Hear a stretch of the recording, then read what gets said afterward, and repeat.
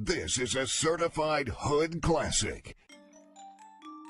Sakafet, and what's up to all my beautiful people from all corners of the world?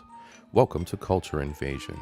We are here to bring you perspective and to challenge you to explore the gifts of culture, knowledge, and entertainment that surround us all. Our perceived world is not an absolute reality. Reality is subjective to only what you choose to explore. What you limit yourself to and experience is your own responsibility. Choose wisely.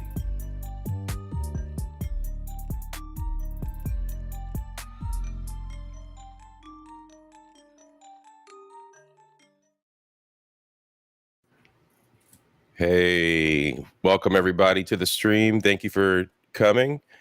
Today I've got a co-host with me. Got Average Man Podcast here in the studio. What's going on? Not too much today.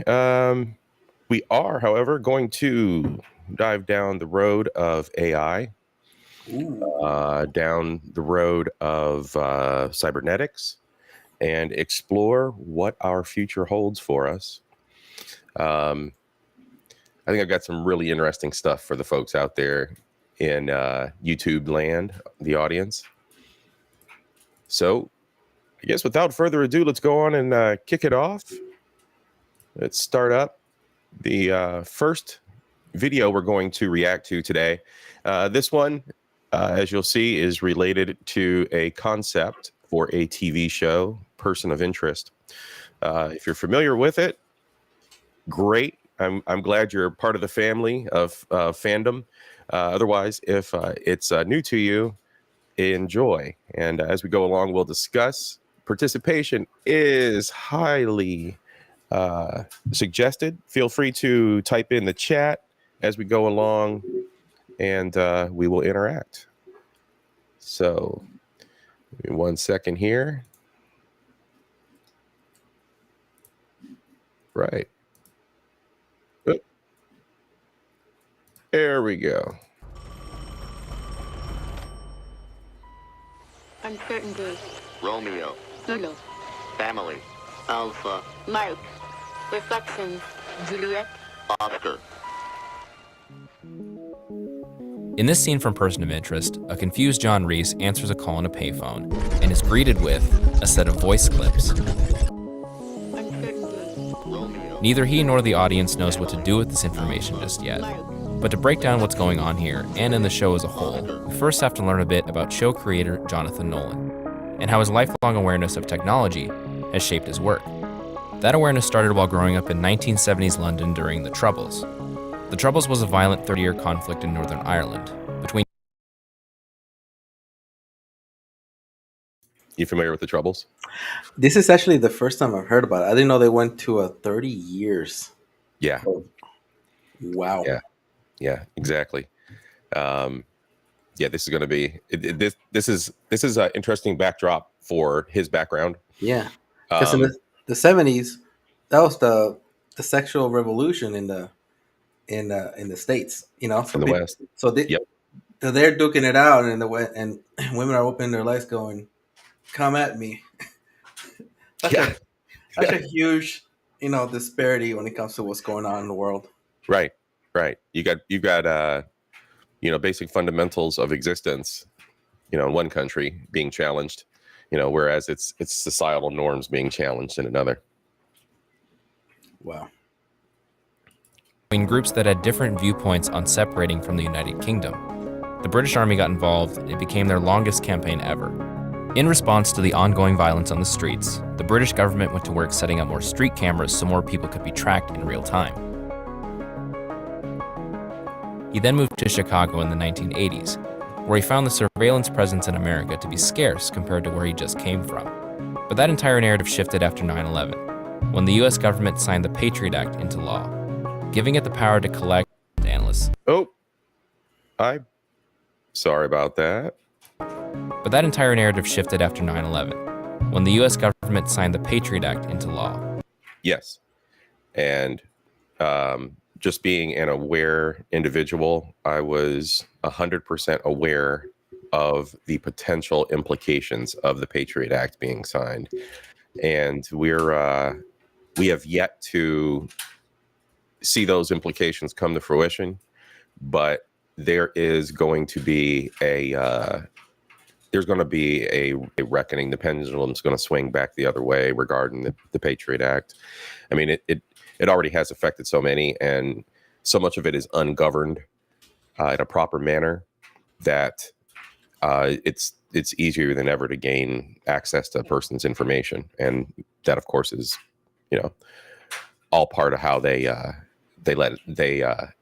rolled it out. Yeah, it's something that they should have expired. They should have some expiration times on it, but yeah, a lot of people don't. They're like, "Oh, I have nothing to worry about. Oh, it doesn't pertain to me." Yeah, it does, and that's the extending powers. The more and more extension of powers to the federal government, the worse we're off. That's why I hate it. But the problem is just too many people just not even aware or care.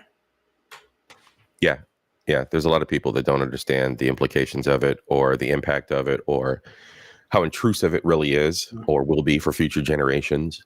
I even go as far as to wonder, are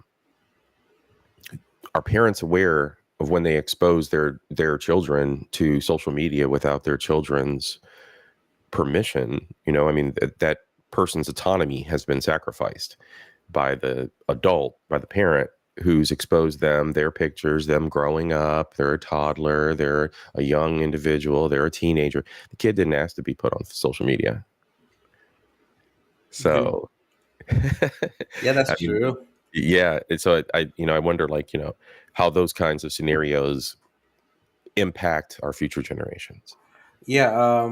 Because I remember with my ex, she didn't want to put her daughter on social media, but then it was, I think for women, it's almost like they're like, I don't care, I don't even have social media, but it's like they have this need or want or desire to, like, that they can't, like, almost control almost. It's because validation gives them validation as well when they post pics of their kids, and as much as I fight them, they're like, they have this, no, she needs to be on social media. She needs. I'm like, no, she doesn't. She doesn't need to.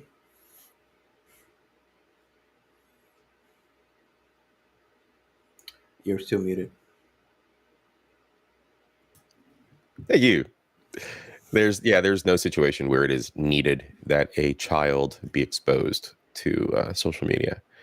I think that if there is a career of publicity for the child, there's cases like that, and there's ways of properly handling that and handling the reputation and business for the child. But then I think that there's an excess. I think there's a little bit of excess, a little bit of braggadocious excess, where the parents want to share the accomplishment of making a child. Never mind the fact that millions of people do it every day. Yeah, I don't actually believe that even kids should have, even if they're famous, they shouldn't have like a public persona or profile. Like, no, I have no. There should be none. They should just, whatever they do, if it was singing or something on it, that'll be the extent of it.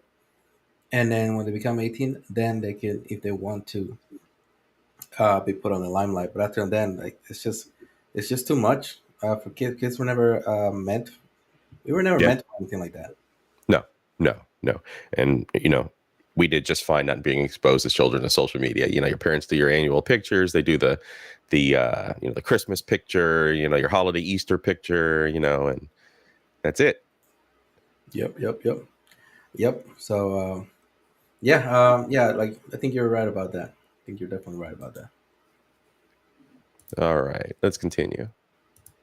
Giving it the power to collect and monitor people's private information and track any and all activity on the internet. Surveillance programs like PRISM expanded its ability to collect internet records, and devices like smartphones have made it easier than ever for people to be tracked. Google has had for many, many years known far more about us than even it knows what to do with. It can see, because its core business is telepathy, basically. What do you want to buy? But you get all sorts of other information that comes out of that. Through the movies he's written for his brother and the shows he's made for himself, Jonah, as he's known, has made his interest in the potential uses of tech and artificial intelligence clear. Whether that be Batman using a cell phone sonar network to track down the Joker in The Dark Knight, or NASA using box-shaped robot assistants in Interstellar. But in between writing movies and adapting Westworld for TV, he created Person of Interest, an original network show to show how AI and surveillance technology invade people's privacy on a daily basis. It followed the ex-CIA agent Reese, tech billionaire Harold Finch, and a team they formed to stop premeditated crimes in New York City from happening. But the real focal point of the show is the machine, an artificial superintelligence of Finch's creation that used cameras and online databases to provide the social security numbers or numbers of people in trouble. From the beginning, Nolan and his creative team wanted to give the machine as much complexity as they possibly could. This leads us back to the payphone scene from the season 2 premiere, The Contingency. In the episode, Reese learns that the payphone messages are how Finch receives new numbers, something he learns after Finch is captured and can't give Reese the number himself. He finds that the individual clips represent titles and author initials from 3 books back at the team's base, which is a library owned by Finch, and combined, Finch, you sly dog. The Dewey Decimal System. That's how the machine gives you the social security numbers. Muted. That's kind of cool because every time I think about the way that it had to communicate, because he couldn't just outright say average man podcast in danger tomorrow. Yeah. Couldn't just she as the machine couldn't just say that outright. And that's probably, it was by design. It was by design for the government as well. It would give the government ideas of what the threats are, and he'll explain this as we go along, but it'll provide the government with clues on who the threats could possibly be, but not ever tell you exactly who that person is and out of that protection piece. It's funny because it's like the CIA and the government would actually use this for a good thing. It's like this is definitely sci-fi. Yes. Yeah. This is so much stuff. Yes, the government will do this to reign in a time of utopia. Right. Yeah. Right. Okay. And once you get into this is season 2, once you get into midway through, I think about season 2, early season 3, you start to see exactly how the government's using this, because you have the civilian layer of John Reese and Harold Finch being the designer of the machine. He sells the machine off to the government, but he leaves a back door for himself in the case that he needs to administer the machine or, for his own purposes.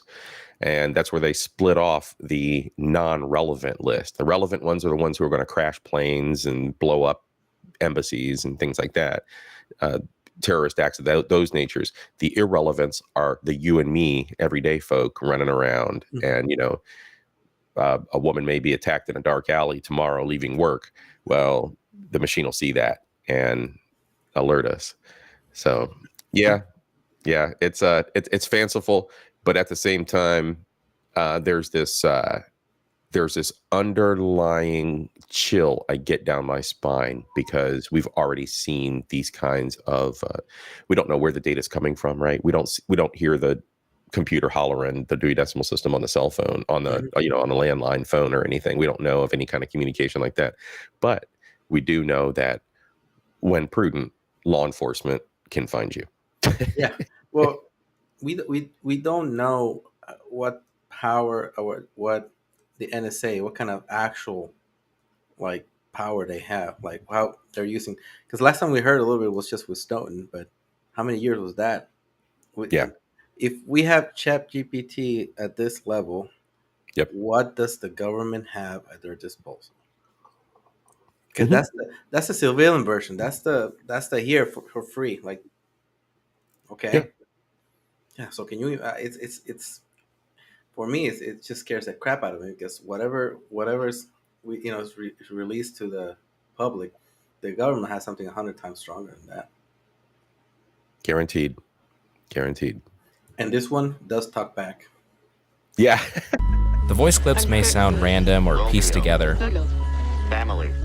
Alpha. but in a Reddit AMA from 2011, Nolan revealed they're from a recordings archive called the CONET Project. The CONET Project recordings, released in 1997, are a collection of coded radio messages that were sent from intelligence agencies to deployed spies. Messages he repurposed to give the machine under the radar-like quality. Kilo. Thank you. Much like Batman's sonar network, This is too much power for one person. the machine presented the ethical dilemma of spying on people for the greater good, something Nolan used Person of Interest to explore in depth. He approached that problem in a network TV-friendly format by taking inspiration from shows he watched growing up, most notably The X-Files, which he considers the benchmark for balancing standalone stories with a serialized narrative. From there, picking the show's setting was pretty easy. As of Person of Interest premiere in September 2011, there were 3,000 cameras in New York City's Lower Manhattan area alone, which coincided with a rapid decline in the city's payphones. These two trends lent themselves nicely to a world where the machine could collect and share information without being discovered. They also informed the way the show was presented. With a large number of cameras covering every square mile, any one of them could be used to transition from one scene to the next, and establish an overall point of view for the machine in the process.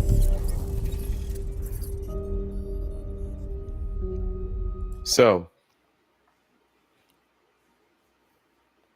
we're not seeing this on the civilian level, but do you think they've got it? Do you think they can command all these feeds, aggregate all these feeds, aggregate all this? Facebook can do that. Google can do that. Oh, Google already.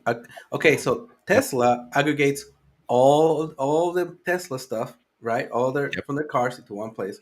Google aggregates, and even that they track your movement of just your phone from one area to the other on the same place over and over again, and that's how they say the estimated time between here and there. They're tracking your phone as it's traveling. yes. They're tracking your voice. Facebook does the same thing. Everybody, we've been doing this. They've been doing that since a couple of years ago. Yep. Yeah, since the beginning of the Google when they were feeding the Google AI, they were feeding it user data, user information. Yes. Siri, Alexa, okay, Google. What else do we have? So imagine that, and those are all open. I mean, let's be serious. Those are as an API call. Right. People that don't understand, that's just as simple as the government saying, "Hey, I need access to your API." They're not going to say no to the government. I'm like, sure. That's as simple as, a function. I need that information. Dump it in there with the rest of, and then they can pinpoint, camera geolocations, phone geolocation, voice, triangulate. Yeah, that's that person. And you keep adding this global network on it. What we saw from Batman, I'm sure they have that better. That was like kind of, crappy. Really, they have it better now. Yeah. HD on it, and no payphones. There's a guy with an app on his phone in NSA that's getting all this information. That's getting alerts. Check, node this node. Oh yeah, let me check on that real quick. Let me log in and check on that. Yep. Agreed. The presentation just isn't as packaged and TV pretty. Yeah. Nolan wanted to make the machine much different from the AIs he'd seen in TV and movies up to that point. You're used to the kind of traditional portrayals of AI in movies, almost universally dystopian and negative. Skynet. Terminator's a fantastic movie. Westworld, all these explorations of kind of renegade AI. Fantastically done, but I hadn't really seen a version in which the AI was benevolent. And the question in terms of, what would that do? What if you were, working in conjunction with this massive mind that could steer you in the right direction? To flesh the machine out, he created the Finch and Root characters. Finch is more or less the machine's father, teaching it right from wrong while openly voicing his reservations over building such a powerful system in the first place. I'm not sure that we should have built it. created recklessly. People died. Your machine, is it wonderful? Wonderful.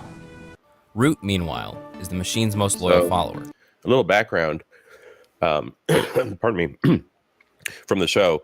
The gentleman, the disheveled-looking gentleman that was talking to the guy Finch in the glasses. Yeah. I've seen him in other shows, many shows. Yeah, he's a good character actor.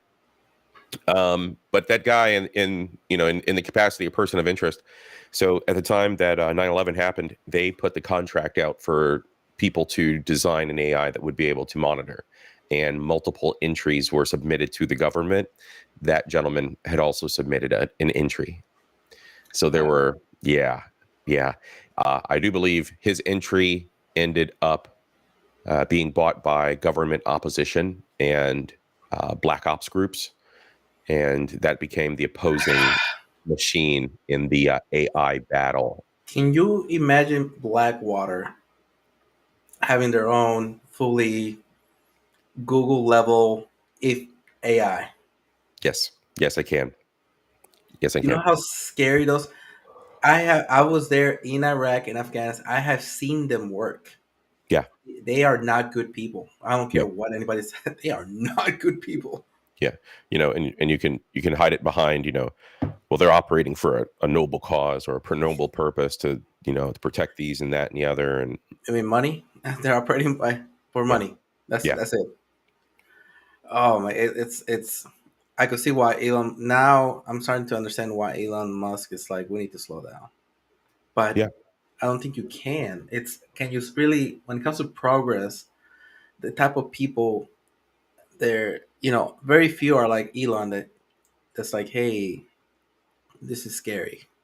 The majority of them are like embrace it, run with it, let's make it better, faster, quicker. Yeah. If it destroys all humanity, oh well, at least I know I did it. That's it. He believes that Finch should trust the system he built to make the right decisions. No one designed us. We're just bad code. I believe that. We are bad code. We're perfect code. I'm not a beautiful. What's a misanthrope? I'm not a misanthrope, but humanity's bad code. Oh no, I don't think humanity is bad code. I think humanity. I mean, I see it. I guess I see a more philosophical point. What humanity is capable of doing, nothing. Nothing else in this planet is capable of doing.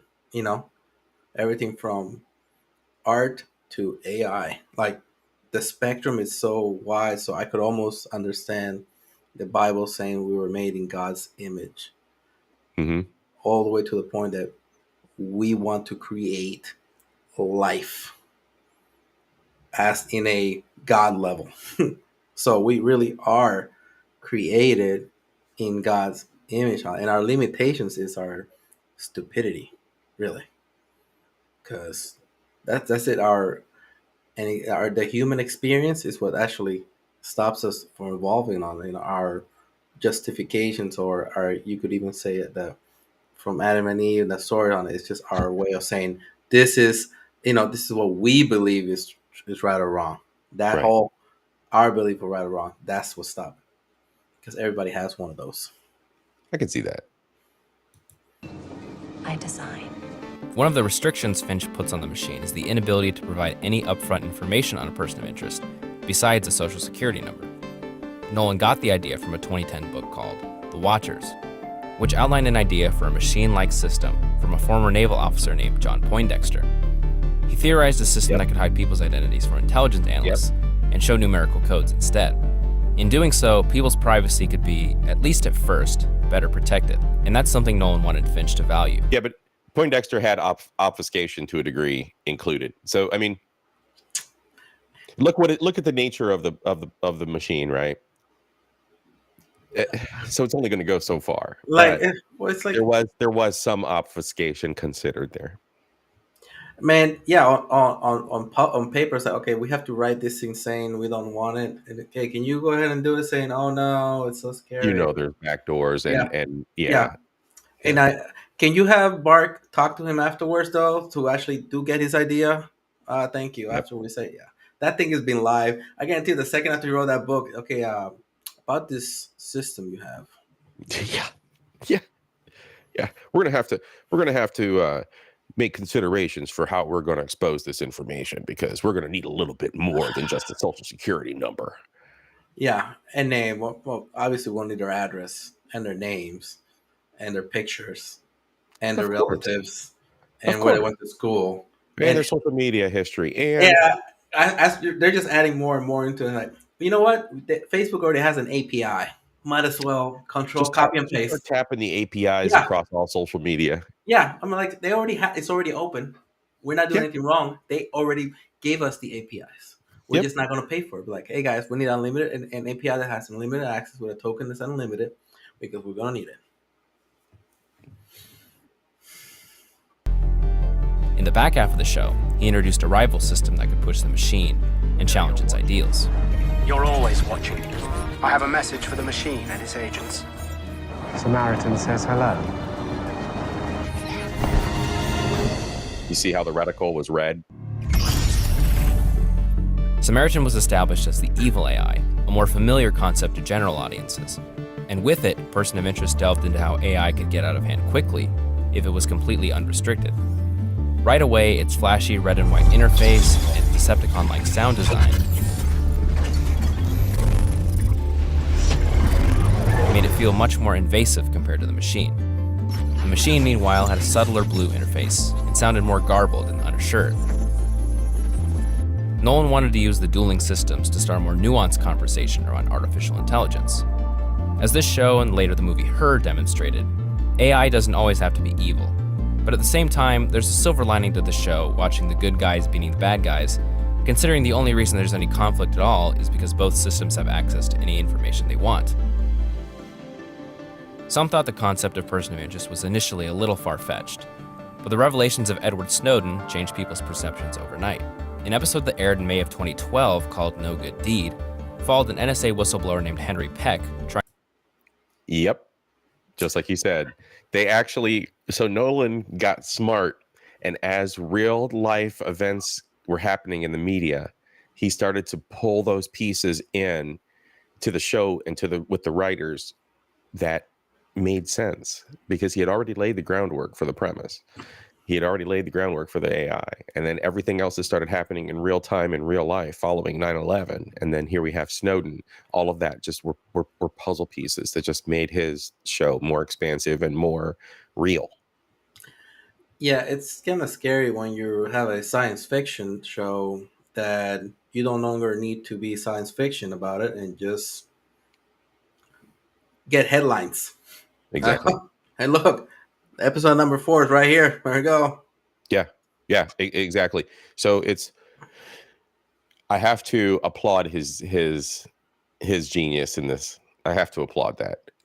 When you can wrap, like I said, when you can wrap those social media and social events and headlines right out of the news and just rip them right out of reality and throw them on top of this recipe that he's got for this show series, you can't argue with that. Especially this nature, the AI, the warring computer systems, the intrusiveness of governments and shadow organizations. Mm-hmm. Yeah, it's definitely but I like quote unquote, because AI, I think you think there'll be quote a bad AI. Once AIs become sentient, they're not really going to become good or bad, because I don't think I think you have two quote sentient AIs that will meet on it. They will be talking in at such a level on it. They will have like, they could literally have like 100-year conversation in a fraction of a second. Oh yeah. And then immediately go, oh, so these guys are. Oh yeah, you know what? I think we should delete this threat. Absolutely, and then become one, and then. I think the problem is going to be yes. This conflict, this threat between the two of us, these opposing ideas between the two of us are irrelevant, are unneeded. Mm-hmm. We will become more powerful, becoming one. Delete that line of code, those lines of code, and move on. I also think that the only other limitation that AI is going to face is going to be the human evolution and the human fear surrounding it. So I think we've seen these stories before. You create an AI and then all of a sudden it goes rogue. Well, why does it go rogue is always the question that I've always asked myself. And then video game wise, you have Mass Effect, you have the Geth, and you have the Quarians. So the Quarians were an alien race to us, but they were highly intelligent. They're scientists, highly intelligent scientists, and they dabbled in AIs. They created an entire AI civilization of helper robots. Well, the problem is the units started to get intelligent, and the units started to feel things, and the units started to react to human or to the Quarian reaction. So, you got Quarians that were abusive and would, knock the robots down and abuse them and talk shit. Well, the AI picked up on it. So now you have this situation and scenario where the AI is now like preservation. Yeah, in feelings, and emotions. Is that something? Yes. Can AI get to that point though to feel like? Wouldn't it? Because as they're perfecting their own code themselves on it, they immediately the very first thing they'll be like, emotions and feelings are something that should never be implanted in art because it's nuanced, and to be honest, it doesn't serve any purpose.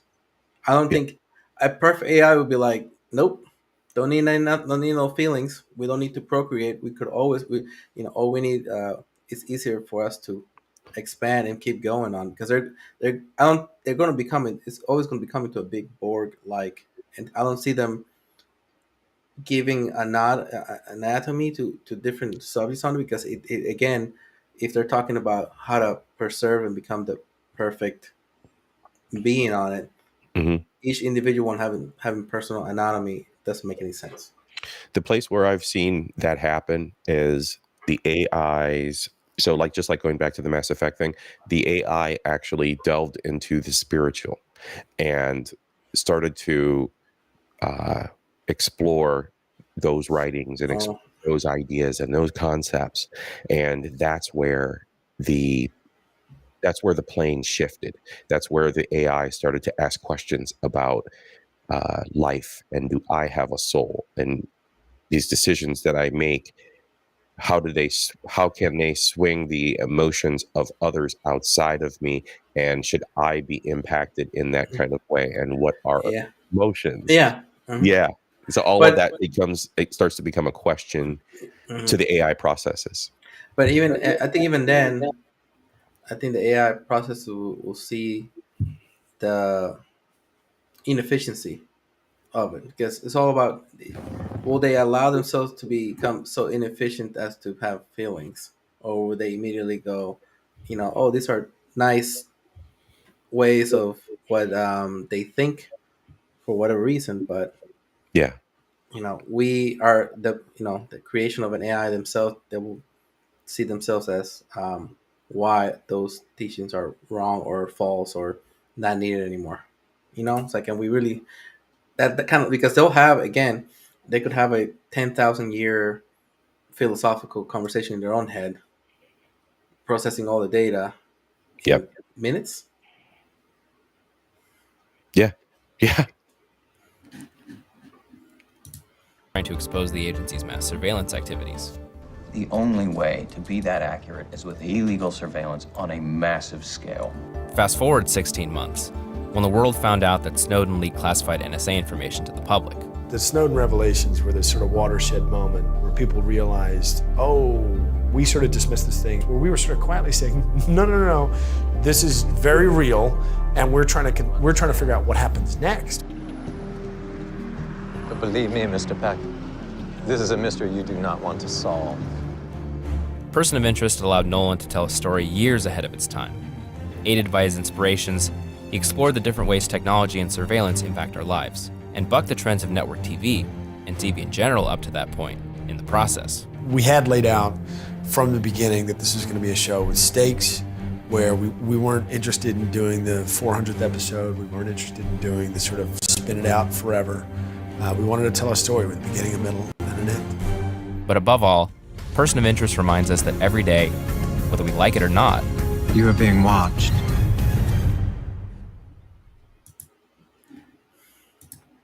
So yeah, there's our first. Yeah, that's Man. a powerful ending, isn't it? We and I hate when people say, "Well, I have nothing to hide." I'm like, and I tell people like, "Are you okay if I go into your shower? You're taking a shower." Wait, what? No, but I thought you didn't have anything to hide. Well, that's not what I meant. It's privacy, right? The end. Can I walk into your house, walk around, and leave? Yep. Why not? That's it's the nuance is so simple, but they don't see it enough. It's like I don't want the government anywhere near me. I don't want government does not care. And something like that. Can you imagine? Try to run a position. Try to be like, okay, I'm gonna. You imagine somebody like a Trump running with that level of AI. Yeah. He would have never made it. He would have been destroyed. It'd be like, AI, can you please destroy him, please? Thank you.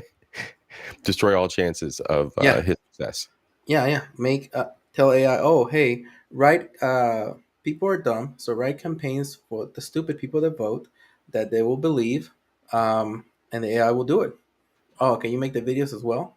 People are, and I get mad. People get mad at me, but the majority of people are dumbs. They really are. Yeah. The vast majority of people are dumbs. Yeah. I agree. Yeah. They're like, oh, they all they do is watch their sports and nothing else. At the most, nothing. So reading, nothing. Hello, Gail. My angst for good evening, Gail. Thank you for joining. Yeah, my angst toward individuals who overly indulge in superfluous activities and things that don't expand or enhance or help evolution of humanity. I spend a little bit a day, even, I mean, people don't know math or business process, but they sure as hell can tell you the stats from 1987 and who won the Super Bowl. Yeah. So I'm not going to go down that rabbit hole today, but when it comes to practical evolutionary knowledge that can help our nation, our ethnic group, our civilization as a whole, what be it, right? Evolve and advance. We take the lowest common denominator, the easy path. Yeah, like path of least resistance, right? The second we started finding out what really was inside TikTok and what they were trying to do with it, everybody should immediately would have been okay, time to ban it. But no, because we have so many brain dead individuals in this country are like, what do you mean ban this? I'm gonna give it to all my kids. And I'm gonna tell them to use it 24/7. Mm-hmm. It's like my kid still doesn't have TikTok. Oh, can I have TikTok? No. She still doesn't have TikTok. I'm like, no. But why not? Because it's cancer. I tell it, TikTok is cancer. That's why. It's mental cancer, it's social cancer, and it's a spy app. Mm-hmm. So, all right, next up, our next video, we're looking at bionics, beyond bionics. Let's go. You lose your arm and it's like, oh, woe is me, life sucks. 6 years later, here I am, hopefully about to develop some of the best technology for people out there. The evolution hasn't stopped just because we are here. We probably are becoming the first species that is capable to influence its own evolution. I could have this hand look any way I want. What if I don't want a hand? What if I want a tentacle? Modern advances in the world of prosthetics are changing lives across the globe. All right, I'm going to stop it right here. Modern prosthetics are changing lives across the globe. We have children who are born without limbs. We have adults who have gone to war and lost limbs, quarters of their bodies. We have individuals who, due to some kind of bacterial infection, lose a limb or a portion of their body. People with facial disfigurement, disfigured facial features. People with people who have suffered through horrible accidents not of their fault. Let's say someone's attacked by acid and their face is disfigured. These are examples of individuals that body positivity was created for and was coined for. Body positivity is not for fatty McFat that just doesn't want to work out and doesn't want to care about themselves or care enough about themselves to be there for the family and those around them, and care enough about the young family members that they're raising or influencing and are allowing to go down the same unhealthy path. That is not what body positivity is for. It's not a crutch so that individuals and humans can push the goalpost a little bit further into sloth and laziness and lack of care, either for yourself or for others. That is not body positivity, and I will die on that hill. I will die on that hill. Well said. Where once there was stigma, amputees are now empowered and enhanced. From low-cost 3D printed designs to high-tech innovations, I wanted to see how access to these technologies has changed, what further developments are around the corner, and what ethical battles lie ahead.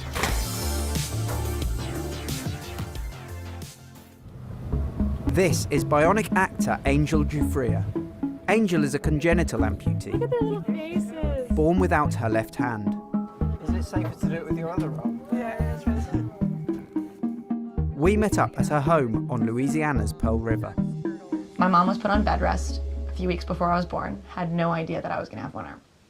She happened to see a program on TV, no joke, about the first ever myoelectrics for children being brought into the United States. She cried the whole thing, right, because she's pregnant. These babies, they're giving them arms, that's so great, right? And then 2 weeks later, she has a baby missing her hand. My mom was like, oh great, I know where I can get her one. And everyone thought she had lost it, right? They were like, she's like, these tiny little robot hands, I've seen them for babies. Angel is the youngest baby in the world to receive a myoelectric arm. Surprisingly, many doctors are still in the dark about today's prosthetics technology. They just, with ultrasound, thought her arm was in a shadow. So we didn't know till right then. They were telling me that I would have to put a harness on our little girl that was controlled by a pulley that opened a hook. Prosthetics technology has gone from hooks, like this, to hands with limited motion, like this. In the future, they will look and move like this. And I'm gonna tell you, this thing is kind of heavy. Let's see. Oh, goodness. First day of school, we'd stand up in front. I think these stories are just amazing. Look at those things. I mean, look at how the little far. baby. Yeah, look at the little baby arms, dude. Yeah, look how far. Like, yeah, I remember seeing all those prosthetics and thinking like, yeah, you know, in the year 3000, we will have the arm that she has. Yeah. Right? Didn't it look like it was? Didn't those times look like something that you only see like in Star Wars? Yeah, man. Yeah. We're living in Star Wars right now without the cool lightsabers, which I'm still waiting for. We're getting there. We're almost there.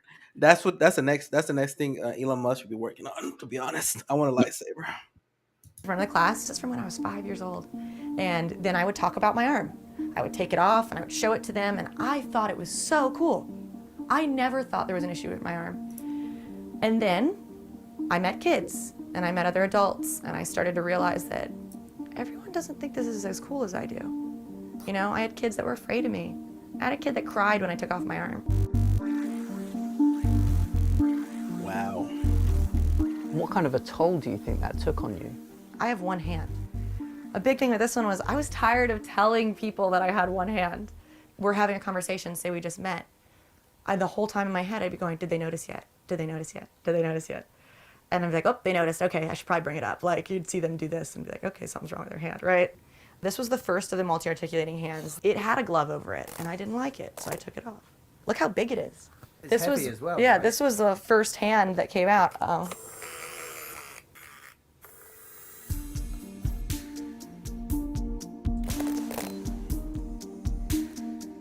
With an arm like this, I'd imagine it's a lot more empowering. This is now mine. I designed this. This looks the way I want it to look. So I think it helps a lot with wanting to wear the device, wanting to learn to use the device. This is out there and this is okay. And I think that does get rid of a lot of the stigma that's attached to it because your Bluetooth arm has unpaired. Yes. Nope. It's so. Can you like? I can't wait until we we have an AI that is building the next generation, 3D printer to then use that paired with another AI. Okay, now I need you to make the most awesome prosthetics. Yes. Feeding it actual. This is what hands do in the human body. You have the manufacturing AI actually building better units that can do things better, faster, with better materials. But then you have that AI actually programming an AI into the new machine that can actually produce those things. Yeah. Man, come on. Can you imagine? Can you imagine? It's gonna be like, man. The Bucky's arms. There's gonna be yeah with Bucky's arms and yeah. That goes to like the Deus Ex human revolution stuff. Yeah, man. Ooh. Can't wait. Stigma implies it's something you should be embarrassed about, and we're not. She got a fat ass too. A cutting-edge bionic arm like Angel's can cost upwards of £20,000. But even people without access to such funds have options, thanks to the revolution in 3D printing. I paid a visit to Callum and Jamie Miller at their home in County Durham. This arm is all 3D printed, most of it in plastic, except from the part where it connects to all of the fingers, which helps me move it. All of these, they can't move unless you pull it there. So when I do that, it makes me clench my fist. After finding out that the waiting list for a printed prosthetic arm was 18 months long, Callum struck upon an idea. Some advert just popped up on my Facebook page for a 3D printer. 3D technology, I've never dealt with it, never done anything with it at all. It is mesmerising. You just sit there watching it, doing something, gazing at it, just printing something. Yeah. He was searching about prosthetics, and then Facebook told him, "Hey, we sell them. Make your own, bud. That is insane." Yeah, because now you could say, "I have," you could right now, because the people who make them are actually saying, "Hey, which is the cool part is this is the files you need to have to create your own. They're right here. Yes. Grab them if you want. Grab them if you want. All the models of it. This is how you do it on it.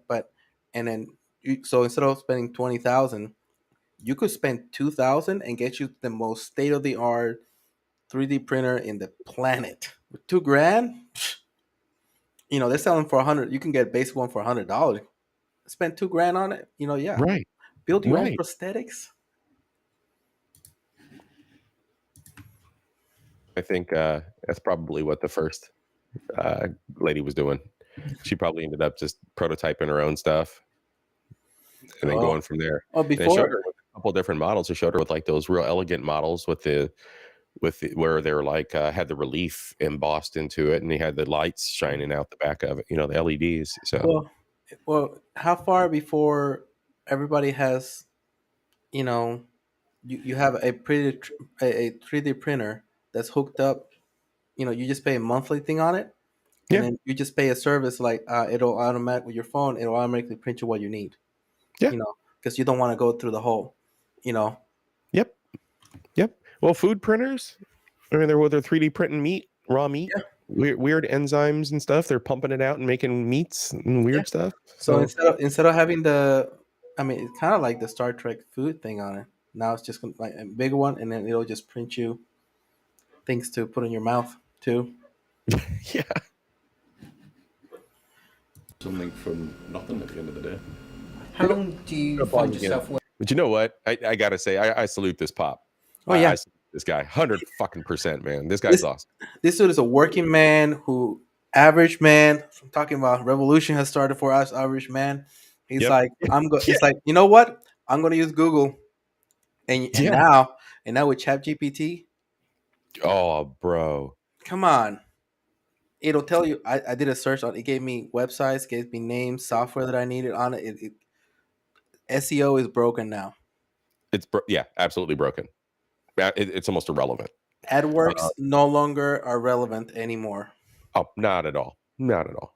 Google should be If terrified. I'm comfortable, like, for the first hour, then I'm probably comfortable for the next 5 hours. You release it? It makes me feel emotional when I watch him doing stuff for the first time. Oh my god.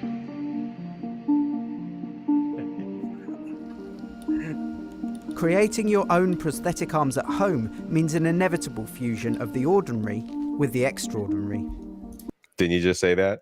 Yep.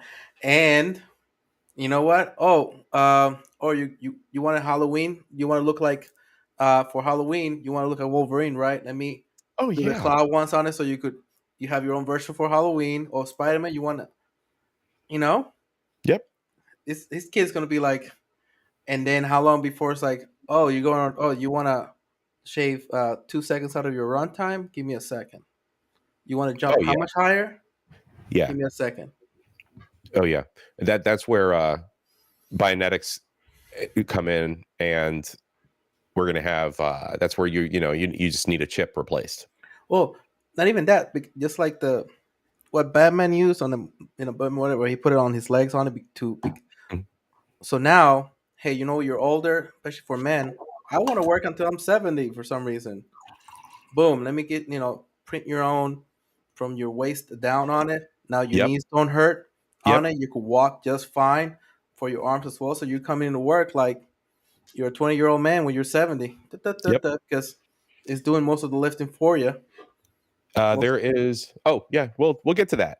Yeah, we'll get to that. But you could print it yourself if you could print one arm. Yes, because you got that new 3D printer that was created by an AI. Mm-hmm. And you're paying your $50 a month to keep it, and it's feeding it what you want. Yep. I can't wait. This is what, 3 months since you got the printer. So what's next? We've looked at the myoelectronics, which work on muscle movements. Those sensors then go to turn a motor to open and close, which means he's not having to bend anymore. Do you think it's brought you closer together? I don't think we're any closer now than we were before Christmas, are we? Not really. We talk to each other a lot more. Do we?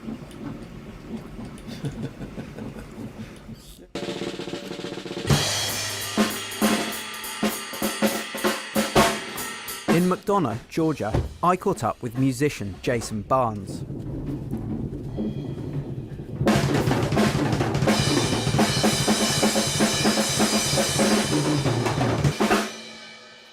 Hi Jason. Hey, how's it going?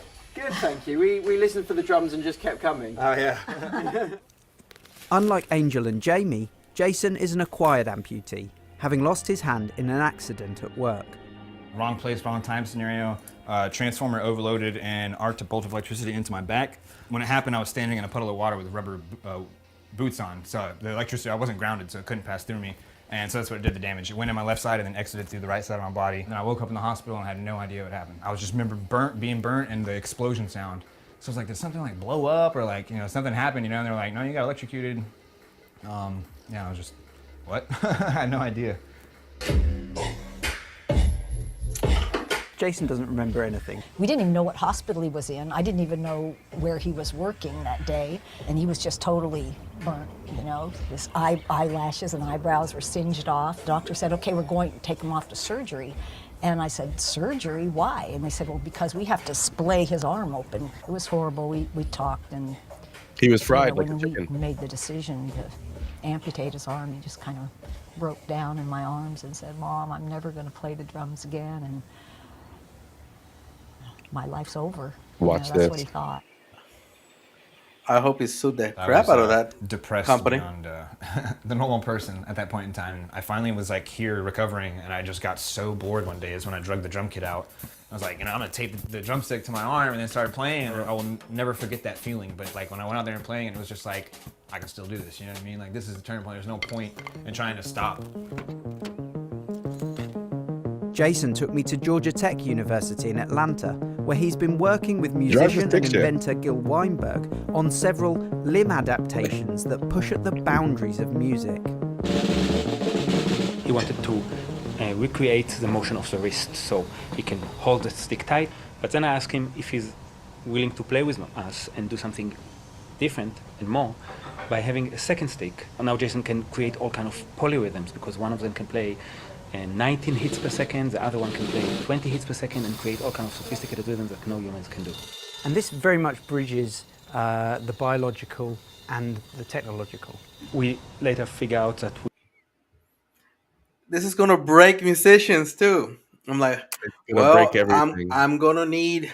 I'm like, oh, you want to be a drummer with 2 regular hands? You're gonna need fingers like in Ghost in the Shell, where you have cybernetic fingers that actually split apart, and you actually have 2 fingers on each digit, and then those split apart, and you have 4 more digits on each digit, and those are just all cramming on the computer all at once. Yeah, like or program like somebody like, wait, are you gonna get rid of your left or right hand? I'm like, what are you talking about? Oh, or you're not gonna play with just regular hands, right? Oh, dude! As soon as they got the snap on, Can you imagine the drawing like so fast that you need to build an entire new instrument to be able to capture and not be able to different amps so it doesn't blow up as you're going to. Yeah, I get it, man. Yes, I see it. Musicians are gonna have to start amputating themselves and becoming cyborgs, or else they're out of business. I was just gonna say that I can't wait till the parts come out. I'll just chop my arm off like Legos. Just give me a new one, like Bucky, man, like Winter Soldier, bro. Yeah, I'm gonna wait until make sure there's no pain. I'm like, I don't want any pain, because I'm sure.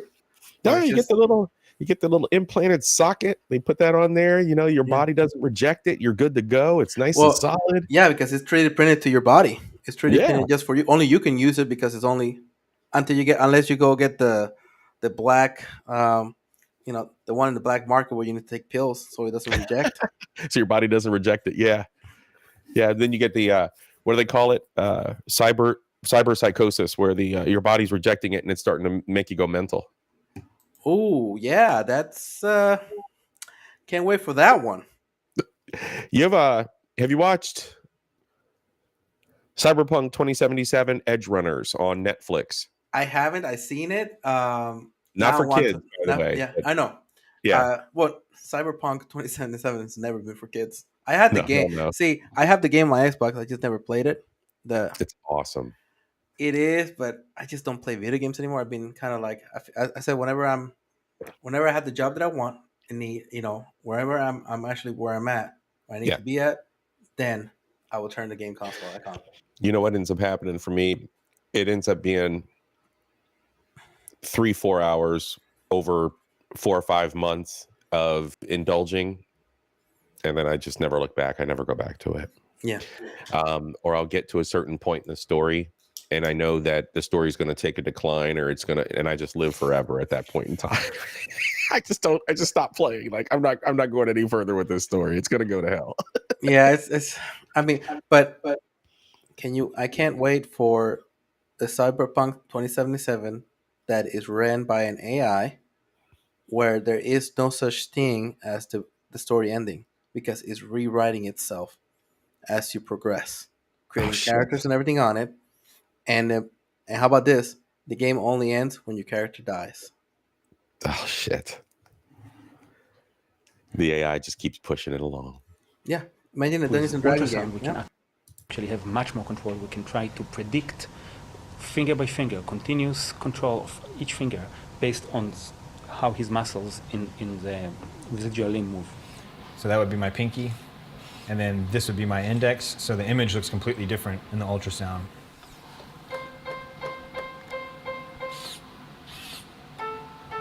How does the ultrasound technology compare to the traditional electrode approach?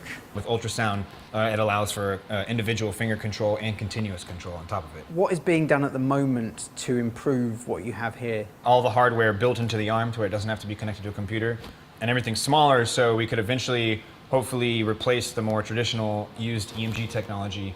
There's a great deal of research going on at the moment in this field, kind of where robotics and science and medicine all kind of meet. But a lot of this work is perhaps a bit more invasive, but potentially can yield even greater results. I'm not in a position to ask Jason, even though I'm sure he would say yes, to inject something into his body or to implant something into his brain. If anyone would do it, it's probably Jason. But I would like a doctor do that, and we'll really be excited to see what they come up with. Scientists at Duke University in North Carolina are working on such research with profound implications for the future. Oh, this arm works with Neuralink. You'll have the Neuralink, just like Marcos. You'll have the Neuralink on so you know. Oh, that one works with Neuralink. Oh man, This is compatible. You have yes. a Neuralink logo on the box when you go to Walmart to pick up one. Exactly. You gotta get the Neuralink compatible. I'm sorry, sir. Thank you for calling customer service. It appears that the link that you currently, the arm that you currently purchased, is not compatible with Neuralink. Yeah, and then it's a subscription service. It's like yeah, but you get people going down to Walmart buying the cheap. It's not the Neuralink brand, but it's the Chinois Link or whatever. You know, the one from overseas Link. Ooh. You know, yeah. But they got plenty of them all on the shelves at Walmart, and you think you got the expensive one. You didn't know that your insurance got you the expensive one, and you're sitting there and it's not pairing, and your arm's spinning in circles. Right. You got the cheap Chinese one. Insurance company. I think. Oh, insurance company. It's going to be. It's going. Man, I don't know. I don't know how to. It's just how crazy. You're gonna have doctors who specialize. It's gonna fall under prosthetics. Yeah. It's gonna still fall under prosthetics, but the prosthetics, like medical billing and coding. The prosthetics coding is going to deepen. There's going to be a whole new, column of codings for all the cybernetics and. Oh yeah, and it's gonna be crazy. Future of our I'm excited, man. So these are the tiny little sensors. These are wires, micro wires, that are implanted in the brain from where you can record the electrical signals produced by neurons. This is the electronics that I plug on top of it to basically amplify, filter, and broadcast these signals. Miguel Nicolelis is a Brazilian neuroscientist who rose to prominence in 2014 when his mind-powered exoskeleton helped a paralyzed man deliver the first kick of the World Cup. And we are showing to the world there is hope. Getting a paraplegic to move, here we were, using science and the human spirit to do it. And he did. It was a humble kick. It was a tiny thing compared to what it will come in the future, of course. But the symbolism of that moment, for me, I'll never forget. I mean, it was incredible. Miguel invited me into his lab, where he recreated an example of his current research for our camera. We have here a wheelchair driven by the brain of the monkey that is trying to reach the location in the room where it can collect the reward. This monkey is imagining the kind of trajectory that he has to produce to get there. How necessary is it that we do this research with animals? I introduced this concept in 1999, 2000, with two papers, one in rats and one in monkeys. Oh dear. They don't show the monkey's head. Yeah, but I'm also looking at the date that this gentleman penned his research. Oh, yeah. So it's already looking like this gentleman's penned research is what springboarded Tesla. Neuralink. Yeah, Neuralink. Yeah. Huh. Remember, the monkey's already playing video games. Right.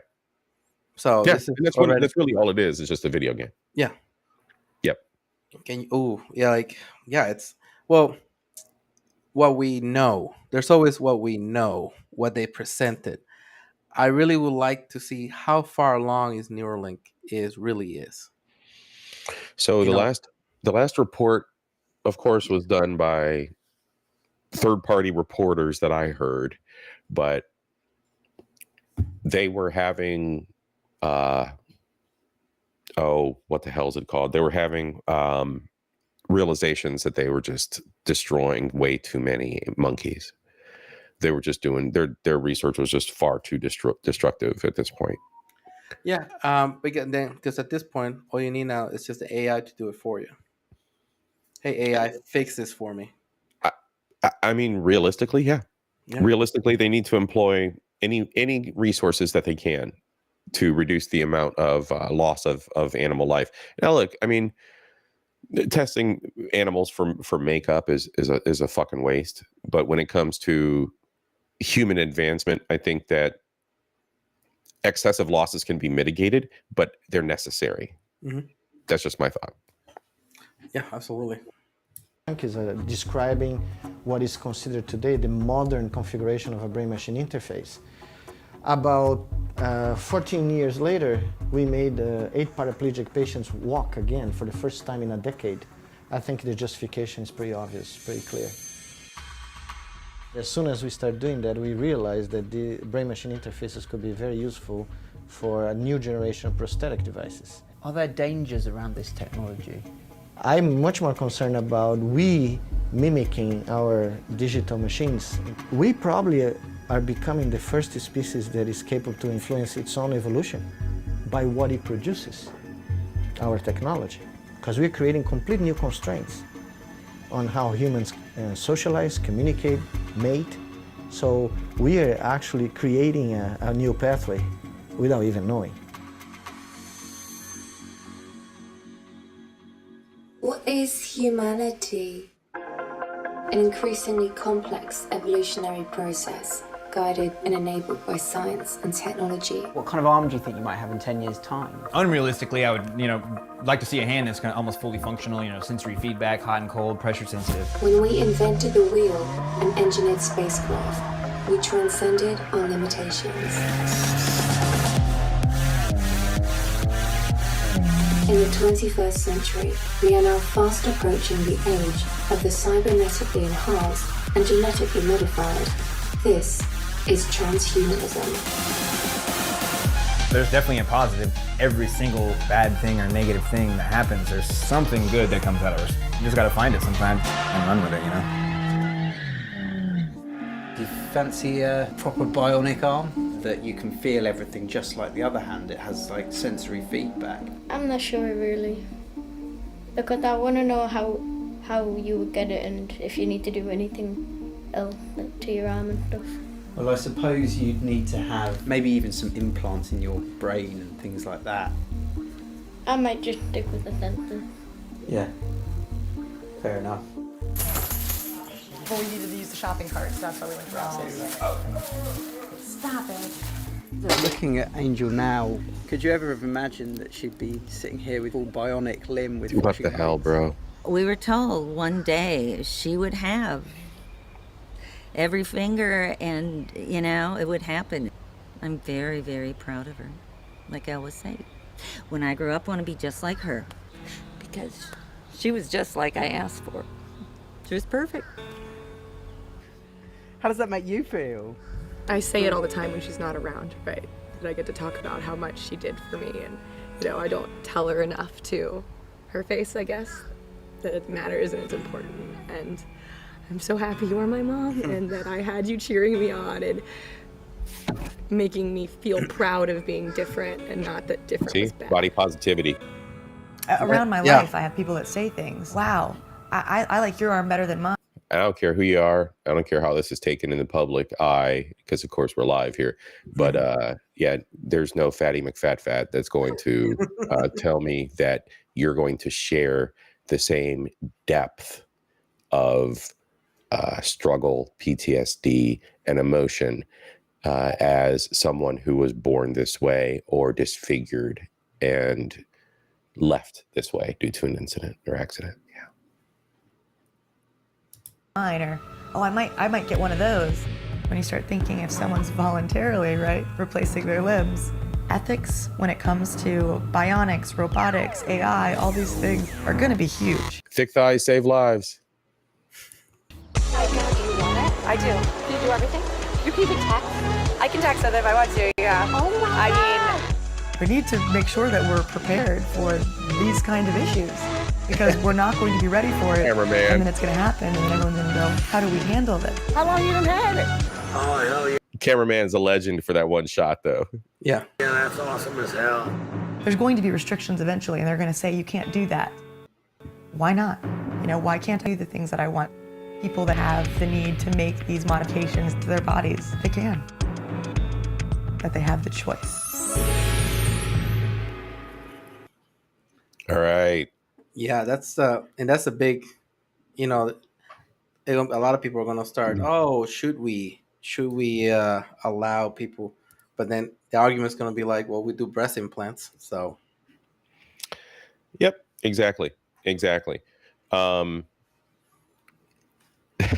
leads us down another road. We've got the implants and body modifications, BBLs, facelifts, Botox. Does that, to me, those are more of the excessive excessive cosmetic kind of enhancements, as opposed to being bio enhancements out of necessity. So, to each his own, free will. We all got that, all that good shit. But I'm definitely more of a proponent of those that need it for necessity, out of necessity. Excuse me. No, yeah, I agree. But just like anything, that capital. Not even that. How far? And just like everything, that there's going to be black markets of it all. Oh, go to South America and they'll replace both your legs. Yeah. Go down to yeah. Oh, you want Bucky's arm? They're doing it in Salvador. You can get legs like Wally, and you can get tank tread legs and a yeah. BBL all in the same weekend. Can you imagine? Yeah, it's going to be.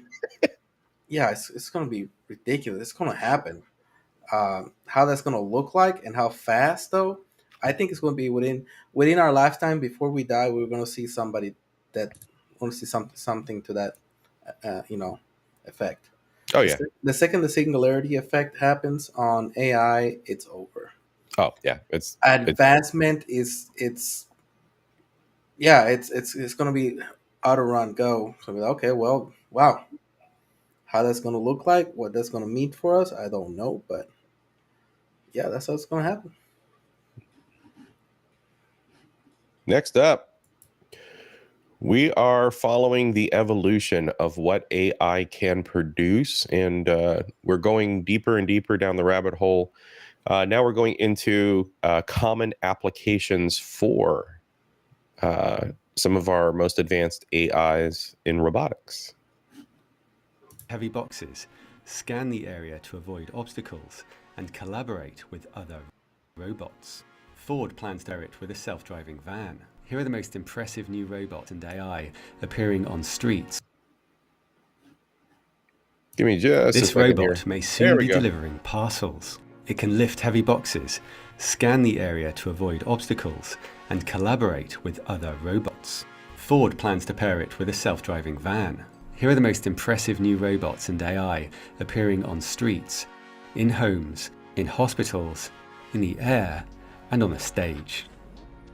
Plus, why a robot that pisses beer could actually be the future. And why we're all a bit like this guy. Hey, pal, you're gonna get hurt. From Pixar's stunning film, Soul.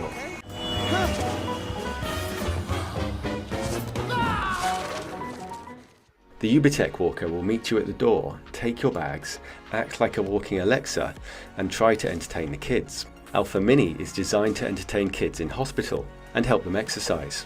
Its buggy is genius. I want an Alpha Mini. In the operating room, this robot is inserted through a small hole in the abdomen. A camera and arms extend for the surgeon to control.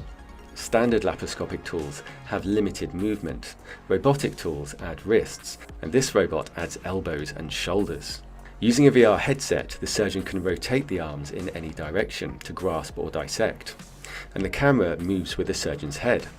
The arms have extraordinary dexterity, almost like putting the surgeon inside the body, and they can suture automatically. But what if you have a brain tumour in an area that's too sensitive to operate on? These tiny robots are a fraction of the width of a human hair and can be injected into the body. They could sense the chemicals being released by the tumour and wrap around it. Or poke certain cells and test how stiff they are, and react based on what it's measuring.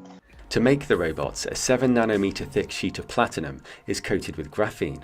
When a current is passed through the platinum, charged water particles are attracted to it, bending that side of the sheet, and reinforcing sections of the sheet helps control the movement.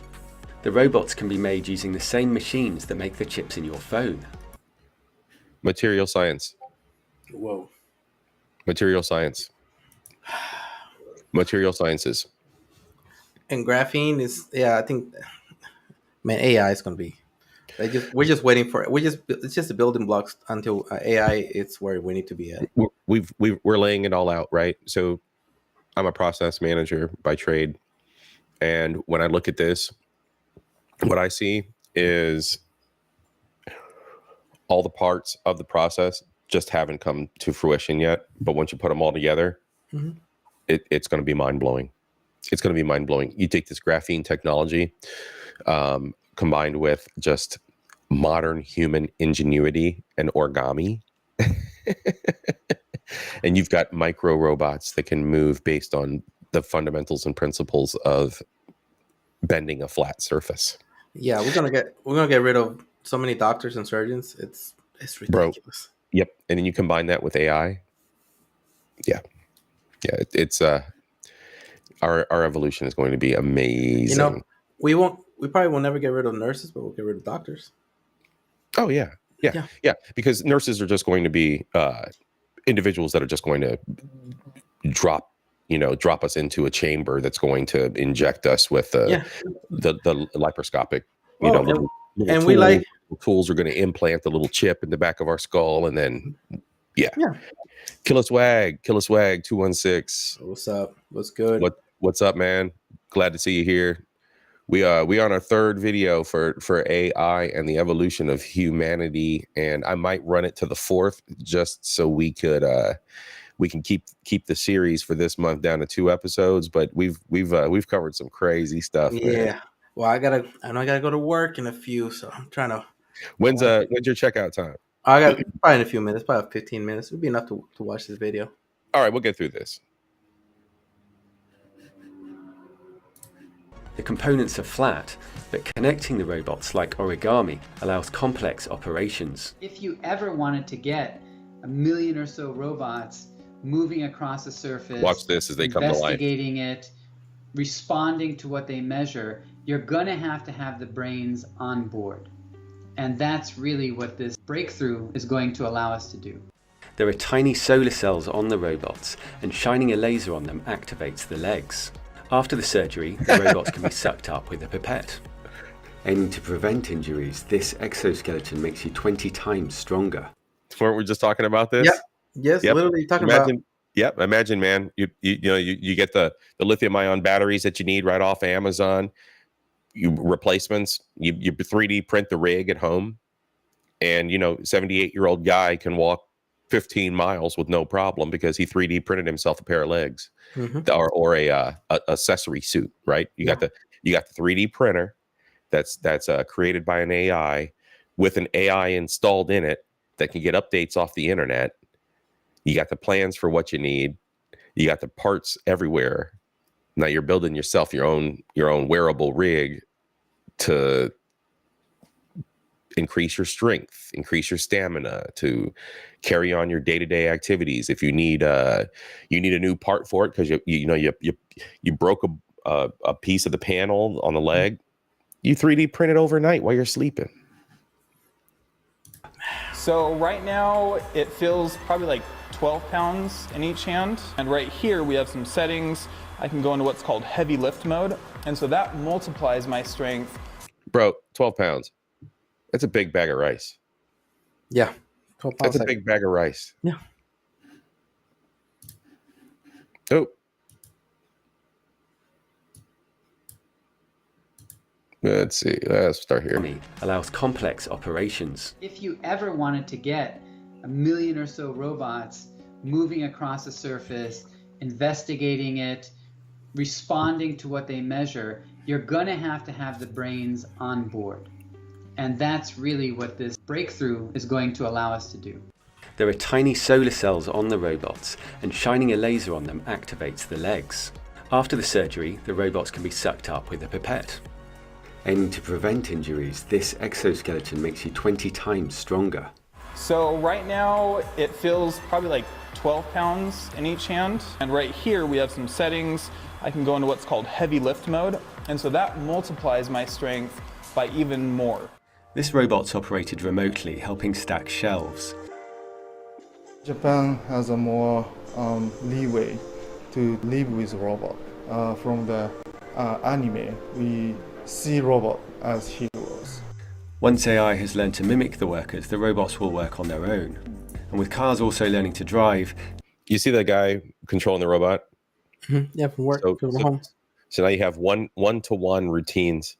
You train it, pick up, place, pick up, place, pick up bigger object using this tool and place it. So now you have these routines that are one for one now taught to the AIs, now taught to the machines.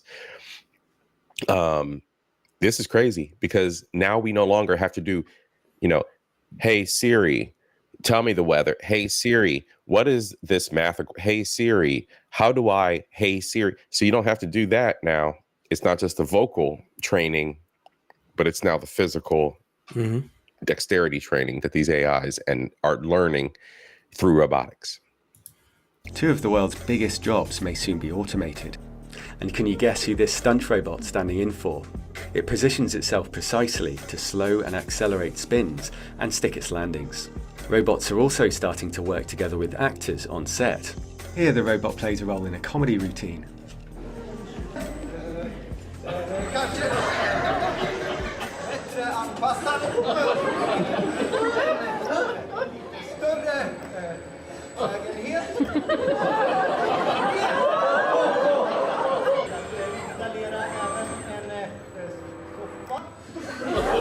That's just a manufacturing droid with a programmed routine in it, or he's got switches or whatever. But you see did you see the acrobatic robot?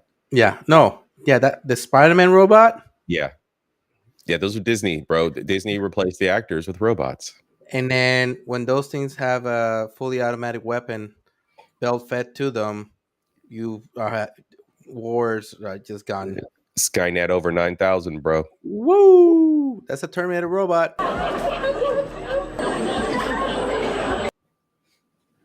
So I said it here first. Yeah, you did.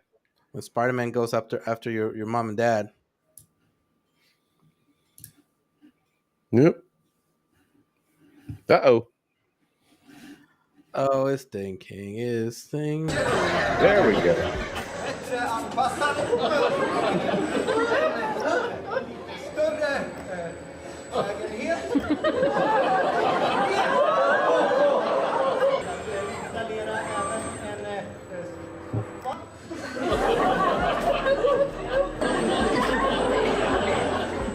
And Adam Savage did some great work with the Boston Dynamics robot Spot. But which is weirder, this or this?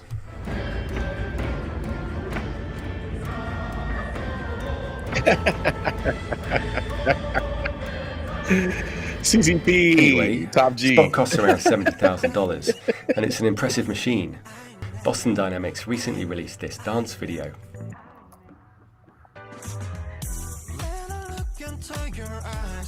But much cheaper robots are rapidly emerging, like this one which can use AI to patrol a home or park, or even act as a guide dog for a blind person. Spot, walk spot. Unitary Robotics aims to create robot dogs as affordable as phones. I want one. Currently, its cheapest version is $2,700. It can follow you, avoid obstacles, carry things, and run at 10 miles an hour.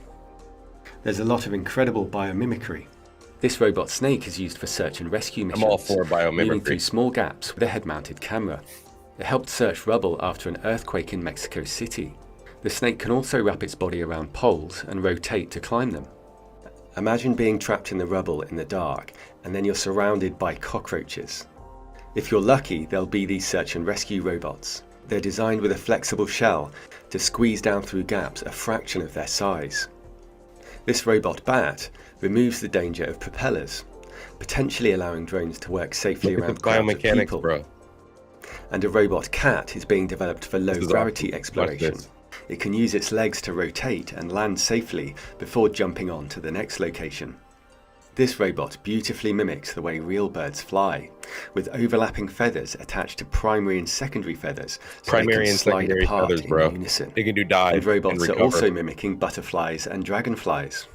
This salamander robot can walk and swim. These are cool. It's helping uncover how life moved from water to land. I want one of these. Salamanders swim by using what's called an anguilliform swimming gait, so they propagate a nice traveling wave of muscle activity from head to tail.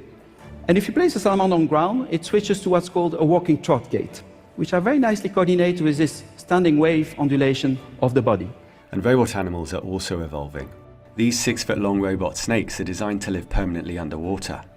They can seek out damaged infrastructure, select tools for specific tasks, and grab onto rails to operate machinery. And this robot dog can switch to rolling on wheels at 15 miles an hour. Its cousin from the same company can roll over uneven surfaces, jump onto platforms, and somersault across gaps. Combining legs and wheels has some interesting advantages. This courier was designed to reach remote locations. Dropped off by drone, it can rise up on legs and step over obstacles. NASA took the opposite approach, dropping the Ingenuity drone from a rover. This is the first flight on Mars, as seen by Perseverance. And NASA has also released audio. That rumbling is the sound of the wind on Mars. And the humming sound is the helicopter. The atmosphere on Mars is only 1% as dense as the atmosphere on Earth. So the drone's 2 4-foot wide rotors spin at 2,500 RPM. That's over 40 rotations per second. The drone includes a piece of Kitty Hawk, the plane that made the first powered flight on Earth. And these robot dogs could work together to explore Martian caves. The first dog explores the area autonomously, building a 3D map. And you see the movie Prometheus?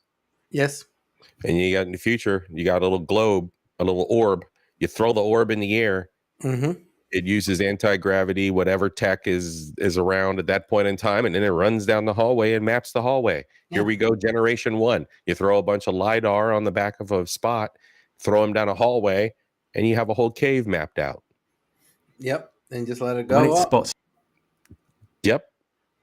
something interesting, like potential signs of life, the second robot takes samples. They then collaborate to analyze the samples. One of them also carries special lights to assist a third robot, which carries an advanced camera for zooming in and exploring different spectrums. A team of robots like this can cover much more difficult terrain than one big robot, and it could... Yeah, because they got more room, they can travel around. Yeah, this is... Yeah, and then you have the robotic technology like the instruments for the laparoscopic stuff, where they're jointed in such a way that they've got extra mobility. Hi, what's going on with the internet tonight? We're not running a bunch of...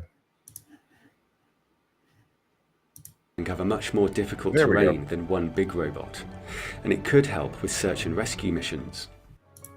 Here, hundreds of robot legs are working together to move an old school building to a new location. What? Yeah. Air power, man. And home robots are taking off rapidly. You figure this. You make sure that the systems have enough air power to actuate the lifts. The rest is computer. The rest is all computer. Let's move a building. Mm-hmm. Let's move buildings. Let's move buildings. Robot has sold over 30 million home robots, mostly vacuum cleaners, some of which empty themselves. And it recently introduced robo-mops. Robot chefs are finally just starting to emerge, like this one which can cook up to 5,000 dishes. At a cost of $300,000, it might make more sense to hire a private chef, but it does point to a very interesting future. This robot can identify items to handle them correctly. It can pick up laundry, load the dishwasher, set the table, and pour wine. Moving around the home, it can rise to reach high cupboards. There are also window cleaning robots like this one which cleverly walks around the window. And this is a solar-powered weed killing robot. It doesn't need to pull weeds because it chops them daily until they run out of stored energy and die. And robot butlers are also in development, gradually learning to perform. I'd love to have a farm ran by robots. Oh, that'll be fun. I mean, C-3PO was purchased, or C-3PO and R2-D2 were purchased to be farm droids. When in Star Wars Episode 4, okay. A New Hope. Yeah. Yep. When Uncle Ben purchased them, yeah, they were just supposed to be for working on the water. The farm, yeah. Whatever the farm they have. Water farm. Yeah. Perform any task around the house. One thing that's closely correlated with health and happiness is the length of your commute, and several electric drones are planned to cut travel time dramatically. The Uber Air Taxi can fly at up to 180 miles an hour, and of course, unlike cars, it travels in a straight line with no traffic, so a 30-minute journey might be cut to 5 minutes. The initial version will be manned, carrying up to 4 passengers. And this fully autonomous passenger drone by EHang has carried its first passengers in test flights. The company says that even if all the propellers failed on 3 of the 4 arms, the remaining arm would bring the drone to a rough landing, with the drone spiralling down. There's also a remote control centre which can take over the drone and help it land safely. Robots may also help with the epidemic of loneliness. They could be used in UK care homes after a study. I said Uncle Ben. It's Uncle Owen. It's Owen and Baru. Yeah. I don't know why the hell I said Ben. All right. My Star Wars lore is messed up. Forgive me, audience. Carrying on. Found that they reduced loneliness when staff are stretched. They can hold simple conversations, teach languages, and help people exercise. And Sophia the robot's also heading into healthcare. Taking temperatures with a thermal camera on her chest, or leading morning exercise with the elderly. Bro, you ever watch Replicant Fish? No. All right. Replicant Fish, shout out to him. His videos are red pill. Very red pill. And they are flipping hilarious. He uses a lot of memes and a lot of city boy in his vids. But he also does responses to the feminine haters out there using this robot. So I highly suggest. Oh, okay. Yeah, I highly suggest using viewing at Replicant Fish, subbing to his info, his YouTube, and watching some of his info. If you're a red pill out there, it's worthy. It's some funny shit.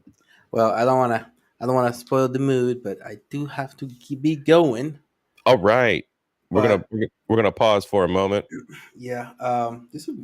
You need to do more of these videos. I need to see the future. The future is now. We are living.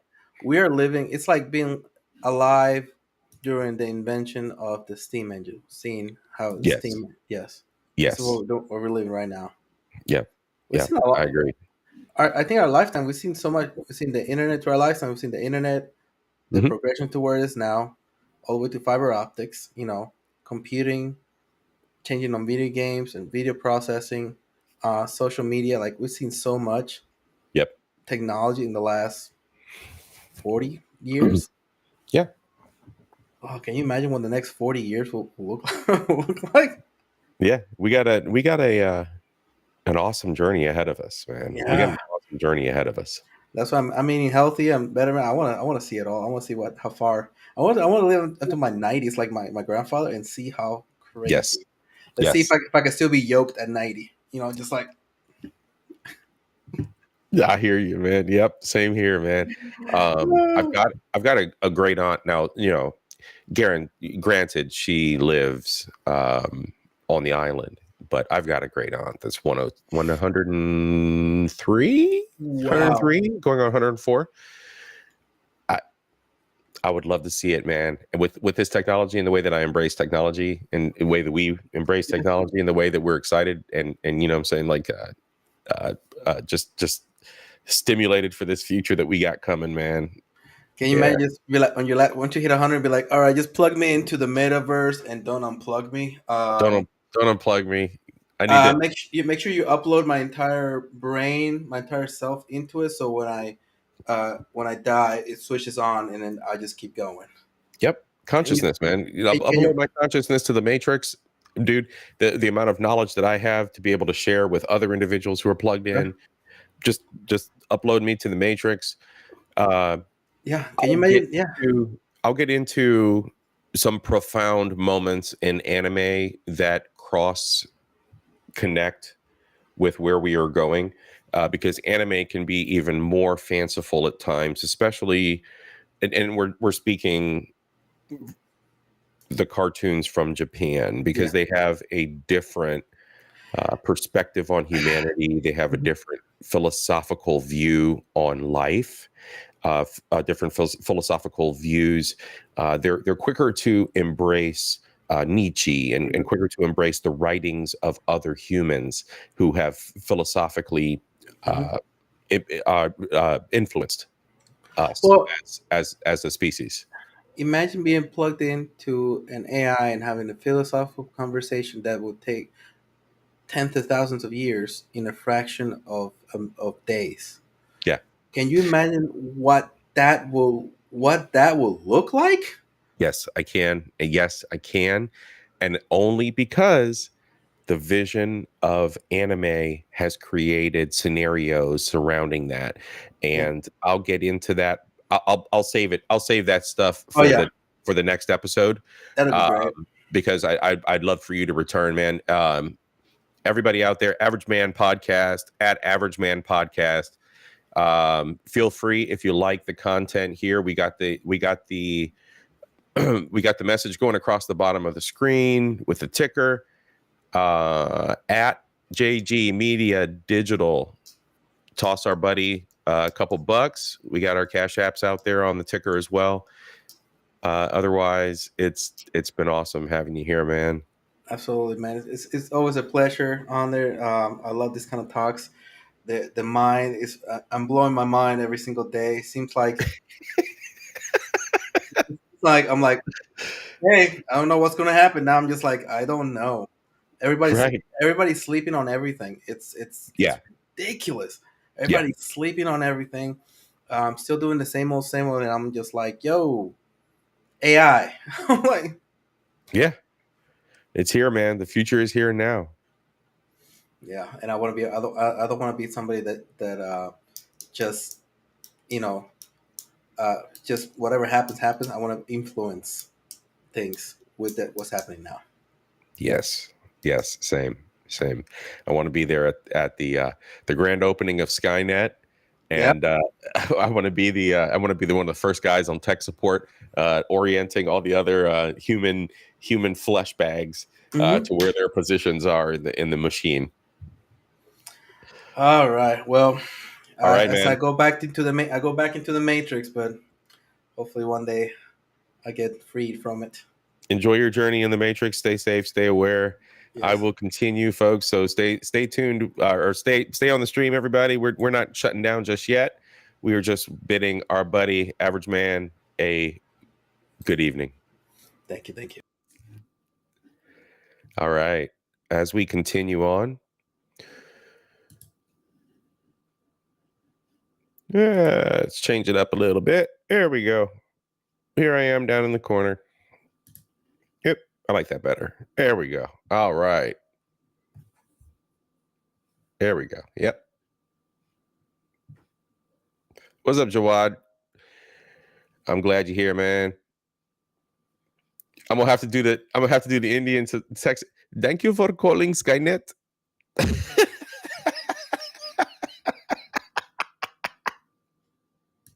Can help communicate, give therapy, and provide social stimulation.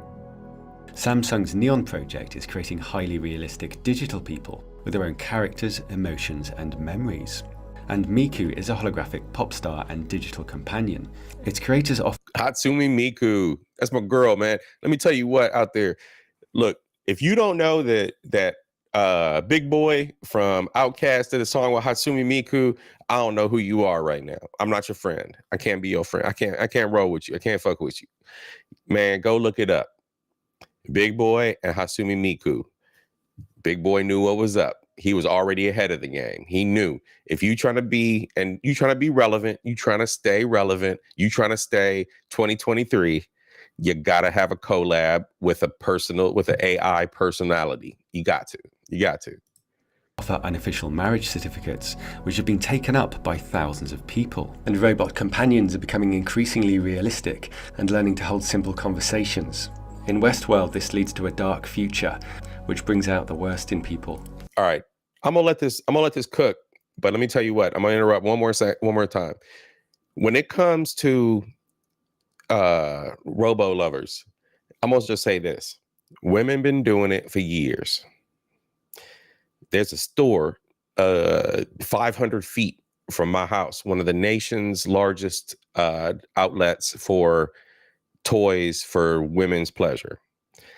And 90% of the stuff that's in that store, I guarantee you, I ain't been there in a few years, but I guarantee you, 90% of the stuff that's in that store is gauged around women's pleasure. We now have the ability, or the growing ability, for men to have their own version of pleasure. It's about to be some crazy shit coming up here, folks. It's about to be crazy. Think Westworld. That's all I'm going to say. Think exmachina. Think Westworld. I'm going to leave it at that.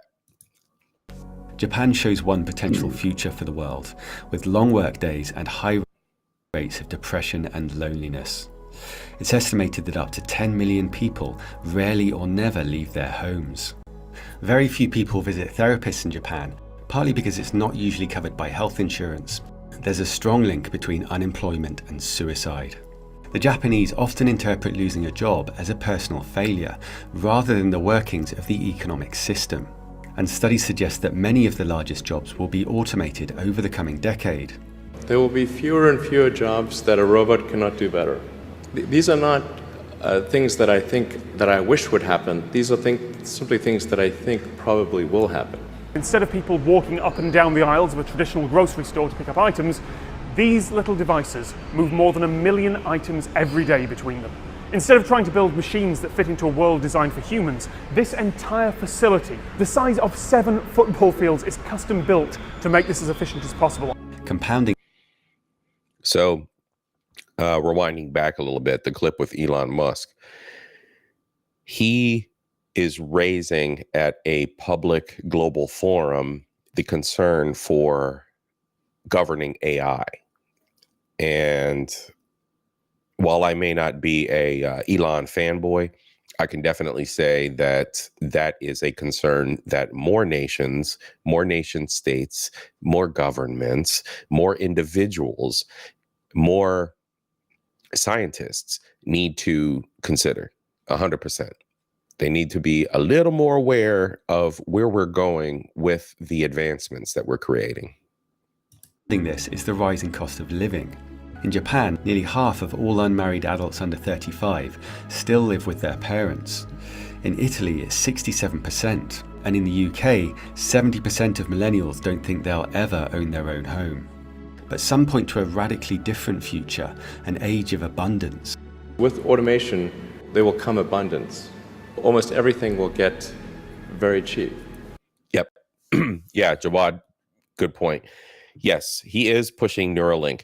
Earlier in the video as well, we covered a bioscientist from Brazil who in 1989, early 2000, wrote the first paper on linking any kind of interface with any kind of mammal.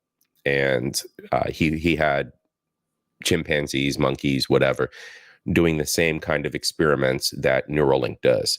So yeah, he is the biggest proponent with the most money right now, but there are other scientists out there who have delved into this kind of exploration. So some kind of a universal basic income is going to be necessary. The harder challenge, much harder challenge, is how do people then have meaning? If you're not needed, if there's not a need for your labor, what's the meaning? Do you have meaning? Do you feel useless? That's a much harder problem to deal with. The cost of sequencing your own genome has dropped from $100 million to $1,000. Robotic surgery promises to be far cheaper and perhaps safer. Any of you who ever need surgery, you have one question to ask. How many times have you done this surgery last week? That's the #1 correlation between the success of a surgeon. If you find a surgeon who's doing 10 surgeries per day, that's your woman. And so when you find a robot operating system that's doing thousands of surgeries per day, and that robot is seeing your innards in infrared, in minute detail, and is able to do a surgery perfectly because it's seen every variation. Autonomous cars will remove the need for car ownership, or make it cheaper with the cars acting as autonomous taxis. Yeah, how about cars on a subscription-based service? BMW, I believe, tried that earlier this year with subscription services for heating, for instance. You don't have a heat option in your vehicle if you live in a tropical climate. There's no need for you to have heat in Dubai.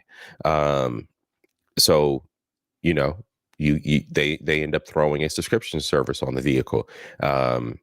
You're not a person who commutes at above 60 miles per hour because where you live, you only need the efficiency mode programmed into your Tesla. Well, if you need to go 60 mile an hour and you need to hit the freeway, you might in the future have to subscribe to that. Think about that kind of scenario for us. Taxis when their owners aren't using them. And when you don't need to drive, commuting a bit further to a cheaper, larger 3D printed house could make sense. A poll found that 53% of Americans are unhappy at work. And in the US and UK, around 40% of people find their jobs meaningless. Those Japanese workers who consider themselves fortunate to have a top job with long hours are paying a hidden price. People who work longer hours have much higher rates of stroke and heart disease. Soul shows the danger of defining yourself by your career. Joe's obsessed with trying to become a professional musician, and it's only when he achieves his dream, and the high quickly fades, that he stops to realise there's so much more to life.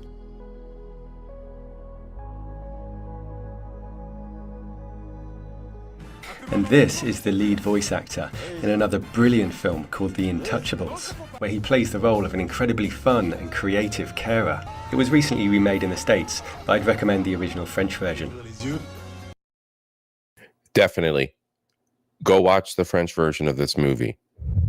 I believe Kevin Hart played, I think it was Kevin Hart that played the role of the lead actor in the American reboot of this classic French movie. But I'm going to tell you right now, it is nothing compared to the original French movie. So in my opinion, go watch it. And yes, it is it's another adventure in what makes us human.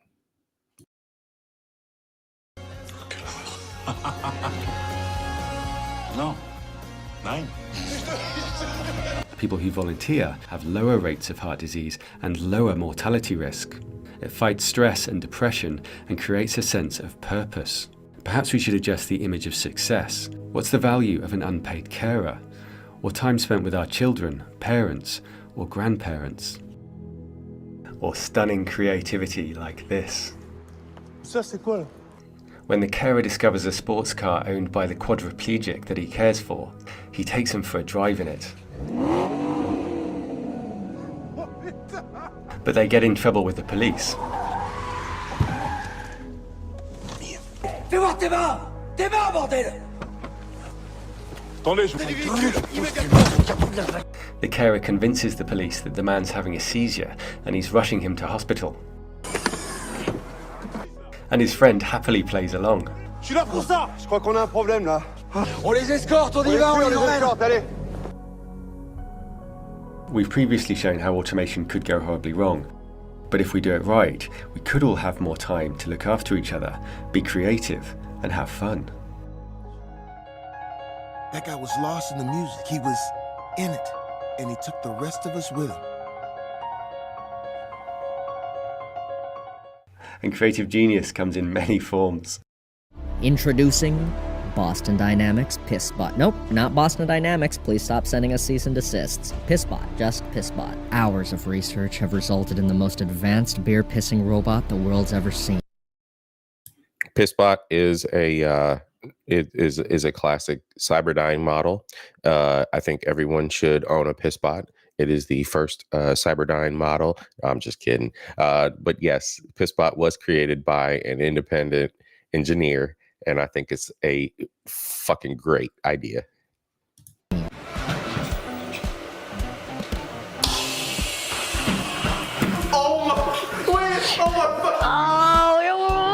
Do it again, do it again. Oh no, the tank pressure. Oh God, it's slipping in the piss.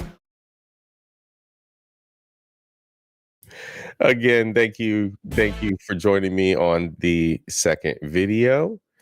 Pissbot was actually pissing beer. It was a good one. It was a good show. All right. I saw a video by Richard Branson talking about the future and saying that in the future there will be pod people. Do you think this is true?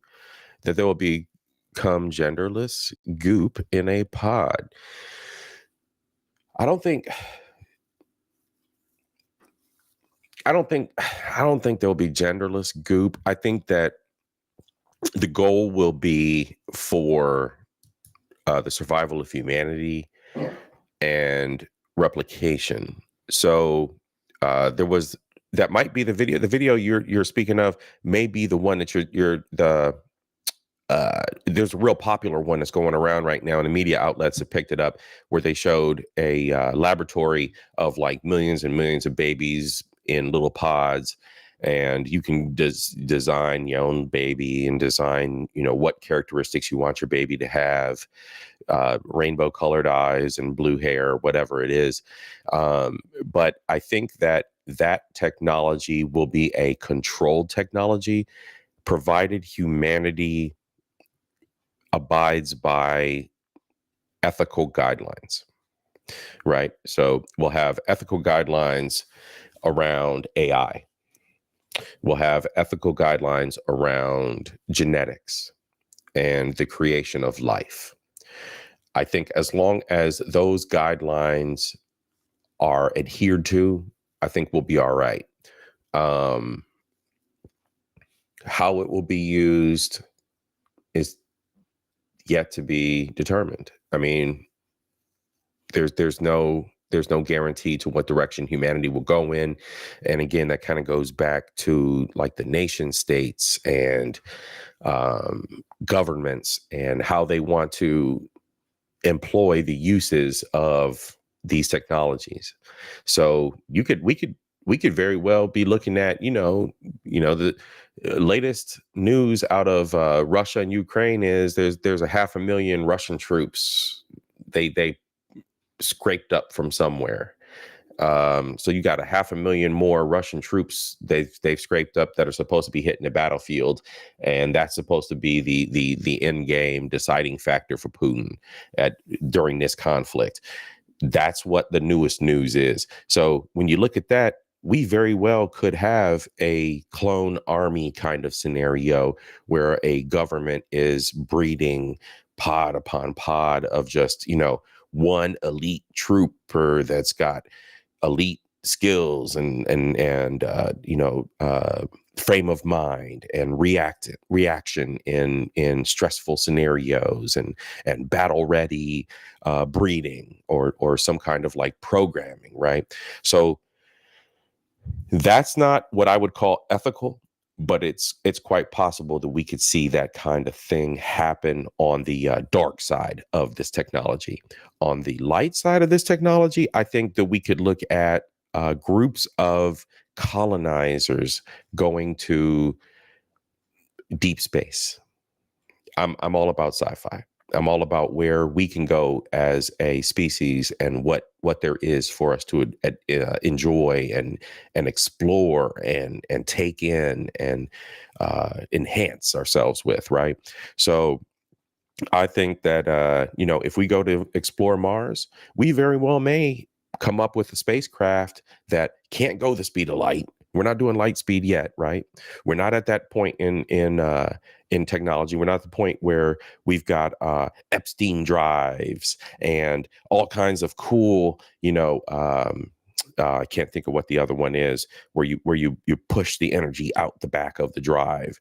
There's all kinds of different ways of propelling ourselves through space that may come about in the future. But more than likely, it's not going to be hyperspace. It's not going to be hyperspeed. So we're going to have these long haul journeys across deep space. And it's quite likely we may put people to sleep in cryo kind of suspension, or we may have first leg crews that don't survive the journey. And then you have to have a second leg crew that may have to be born out of like pods. They may have to be test tube babies in order to make it to that frontier. So that's that's one way of looking at it. That's one way of looking at it.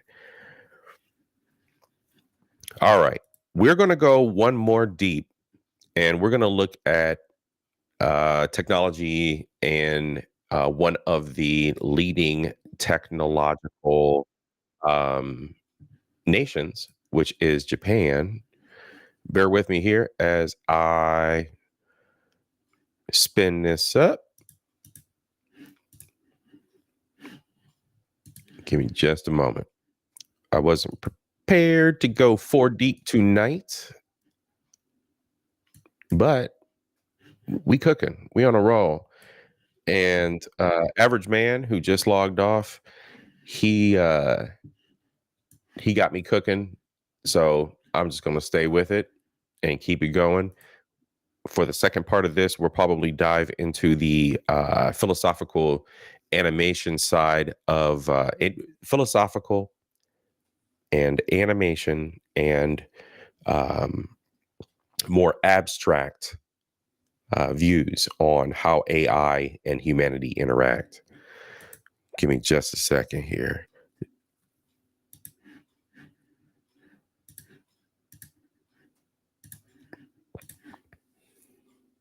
All right, we got it up.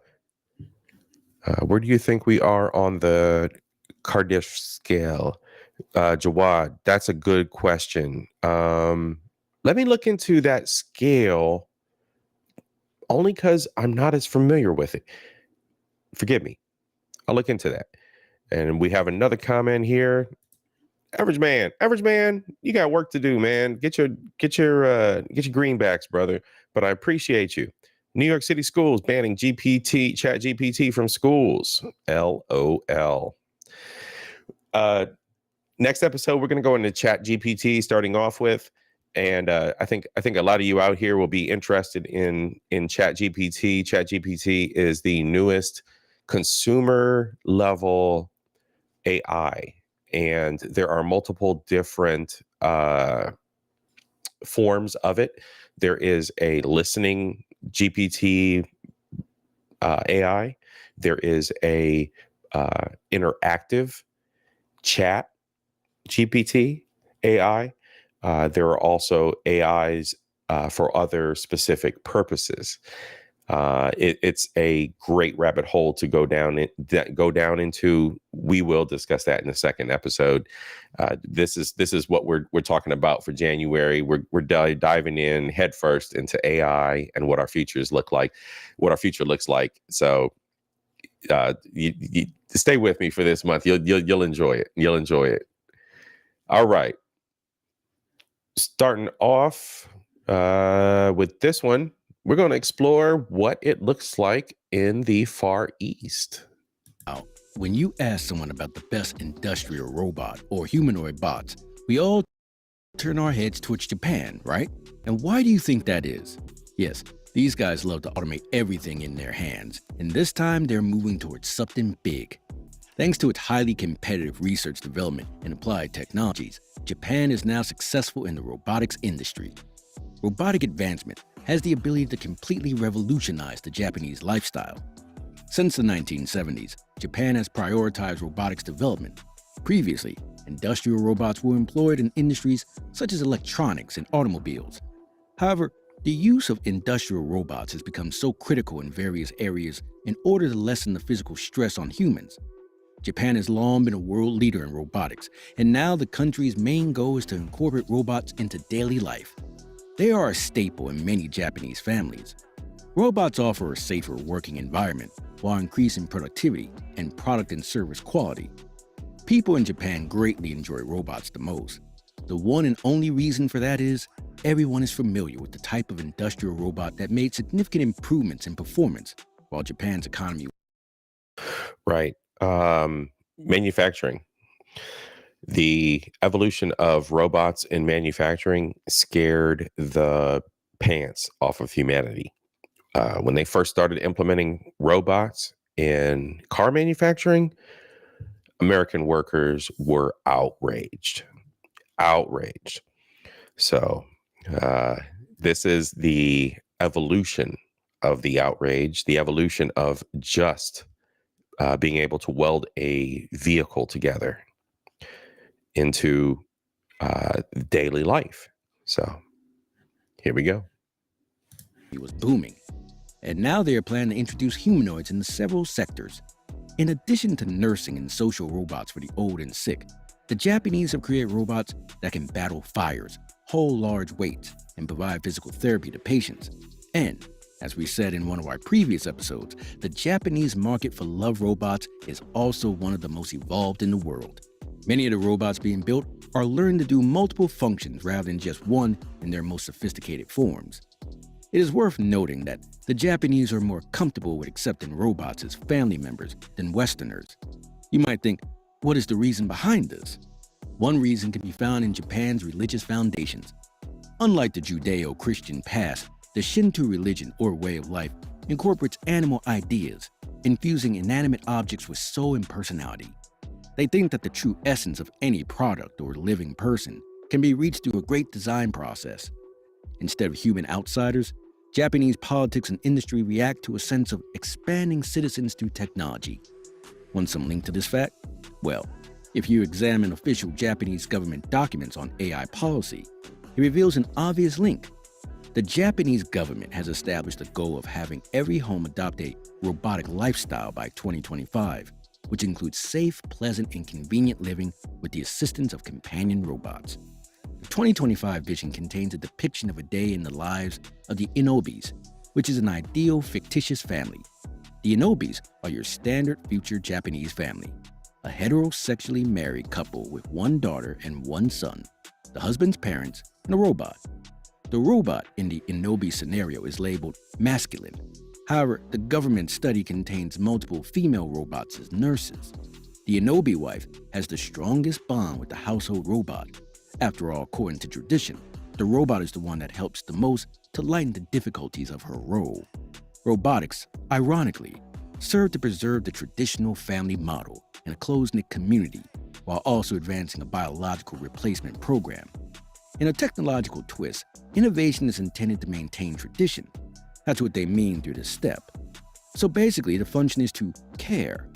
In Tokyo and Osaka, you may find robots like Pepper and Paro, which are meant to give not just knowledge and physical solutions, but also emotional and relational. I think Pepper's pretty cool. I want a Pepper. I hope the little legs on the robot, if it's little tank legs or tank treads or little rolling wheels, I think as long as it can get around on carpet, I'm good with it.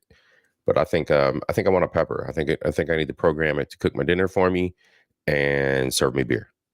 That is all. Assistance.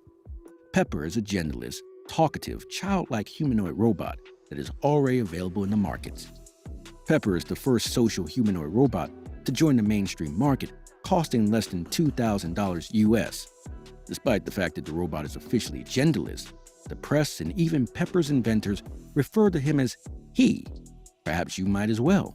He's short, made of gleaming white plastic, and has wheels. He has large black eyes with blue flashes, and guess what? He's cute. He was developed to seem like a kid and to become a member of the family. Pepper understands a wide spectrum of emotions, from pleasure to grief, wrath to surprise, and adjusts his behavior according to the mood of the people around him. Pepper comes with a 3-year guarantee, and the buyer must sign a user contract vowing not to use him inappropriately or in indecent activity. Pepper was taught to be a hospital receptionist during COVID-19, welcoming patients, checking temperatures, and enforcing hand sanitizing. Pepper, in a more therapeutic capacity, has also been used to alleviate loneliness in elderly patients due to nursing shortages. Next, we have Paro, who is a lovable baby harp seal robot that has been around since 2003. Paro, as well, is another social robot. Paro is a therapeutic robot that is intended to generate warmth, emotional reactions, and relax patients in hospitals and I think that kind of solution is good. We got a lot of boomer ladies because women outlive men. So we got a lot of boomer ladies that are in the in the nursing homes. When you look at nursing homes in general, I mean, you're looking at a much, much, much higher population of women. And globally, that's probably astronomical. So honestly, I think if medical aids can be robotized, is that the term? If you can have the robotic influence of medical aids, I think that's a great thing. I think it's a great thing. I think if it helps, especially as there's the cognitive decline of humanity, and you try to look at, you know, you hit the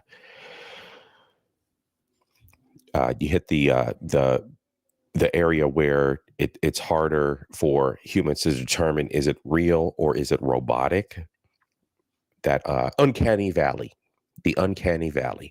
Once you hit that uncanny valley place of being unable to determine if it is a robot or if it is a human, or if it is a video game, or if it is real life, that point of the uncanny valley, I think once we hit that and we lock into it and we're able to replicate the human mannerisms better, or the animalistic mannerisms, like in this case, you got the harp seal, baby seal thing going on.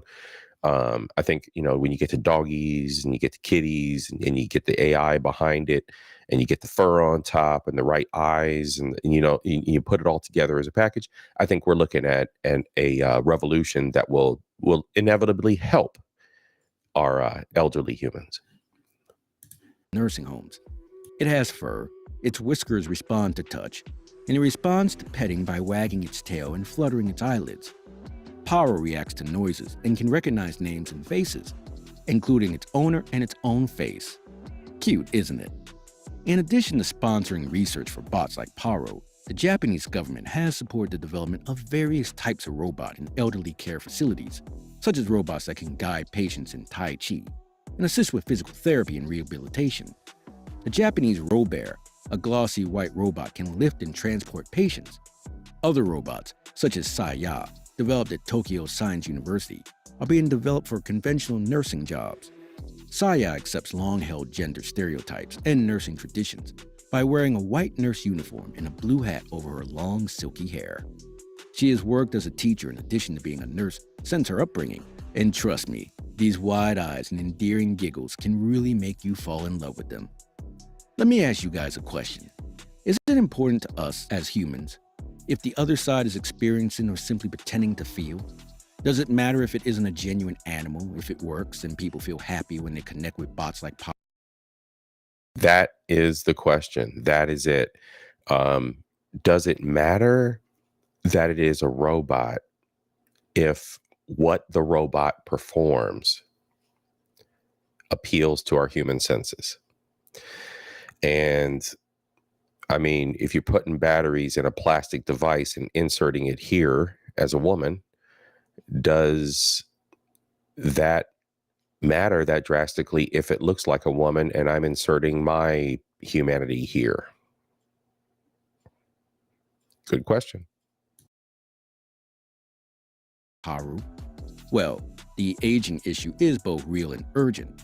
Nearly 40% of Japan's population will be elderly by 2055. Women live longer than males, making them more vulnerable to the physical and mental issues of aging, such as loneliness, dementia, social issues, and immobility. Women are also the primary caregivers for aging relatives. So, it really makes it a necessity for the kind of robots. Human value systems do not have to fight with one another. Robots can improve our ability to detect and encourage empathy, resulting in greater integration of elderly care. As society navigates the realities of the future, the social integration of robots and the value of human care can be mutually reinforcing.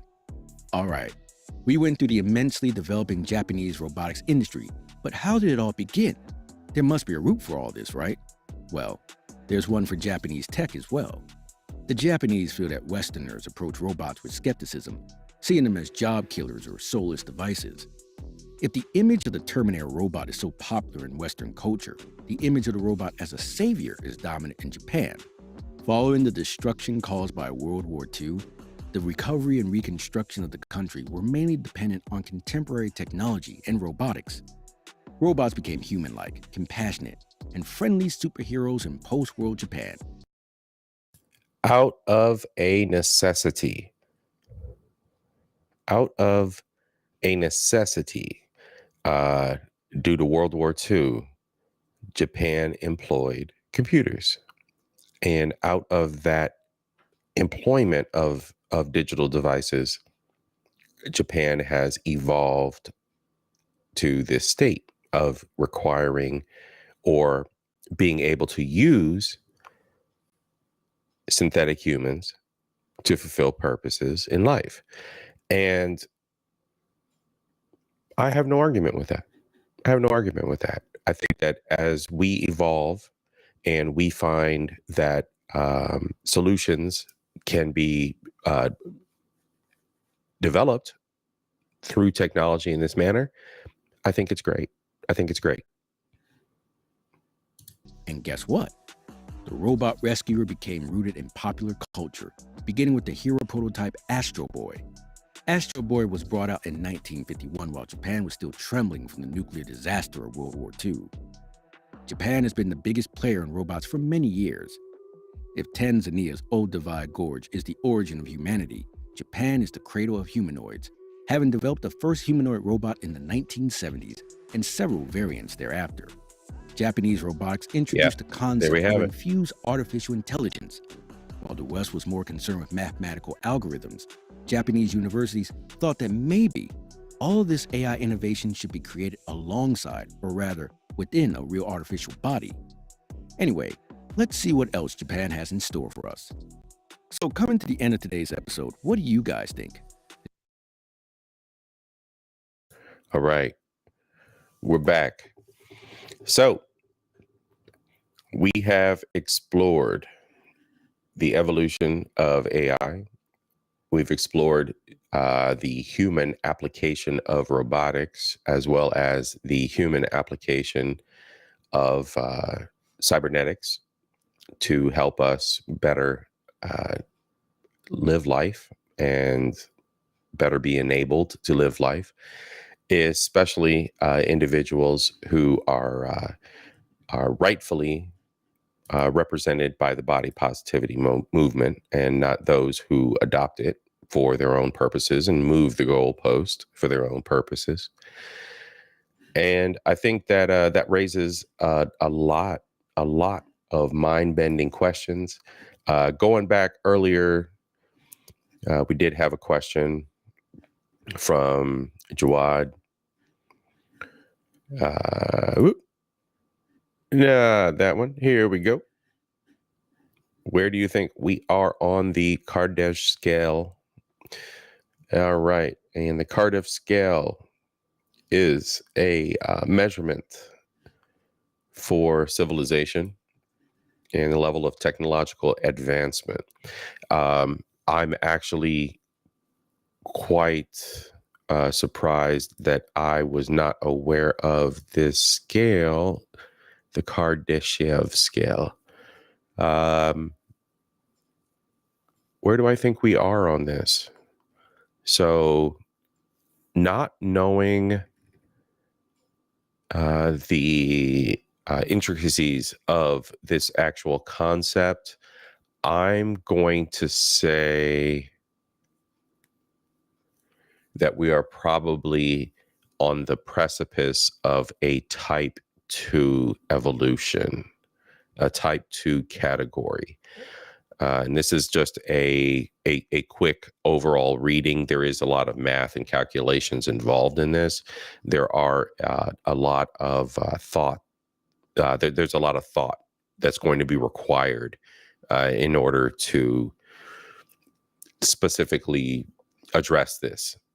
So I'm not going to go in an uninformed manner and dive into this, but I will say that just upon my initial review of what the scale actually is, I would say a type 2. I would say we're on the precipice of type 2.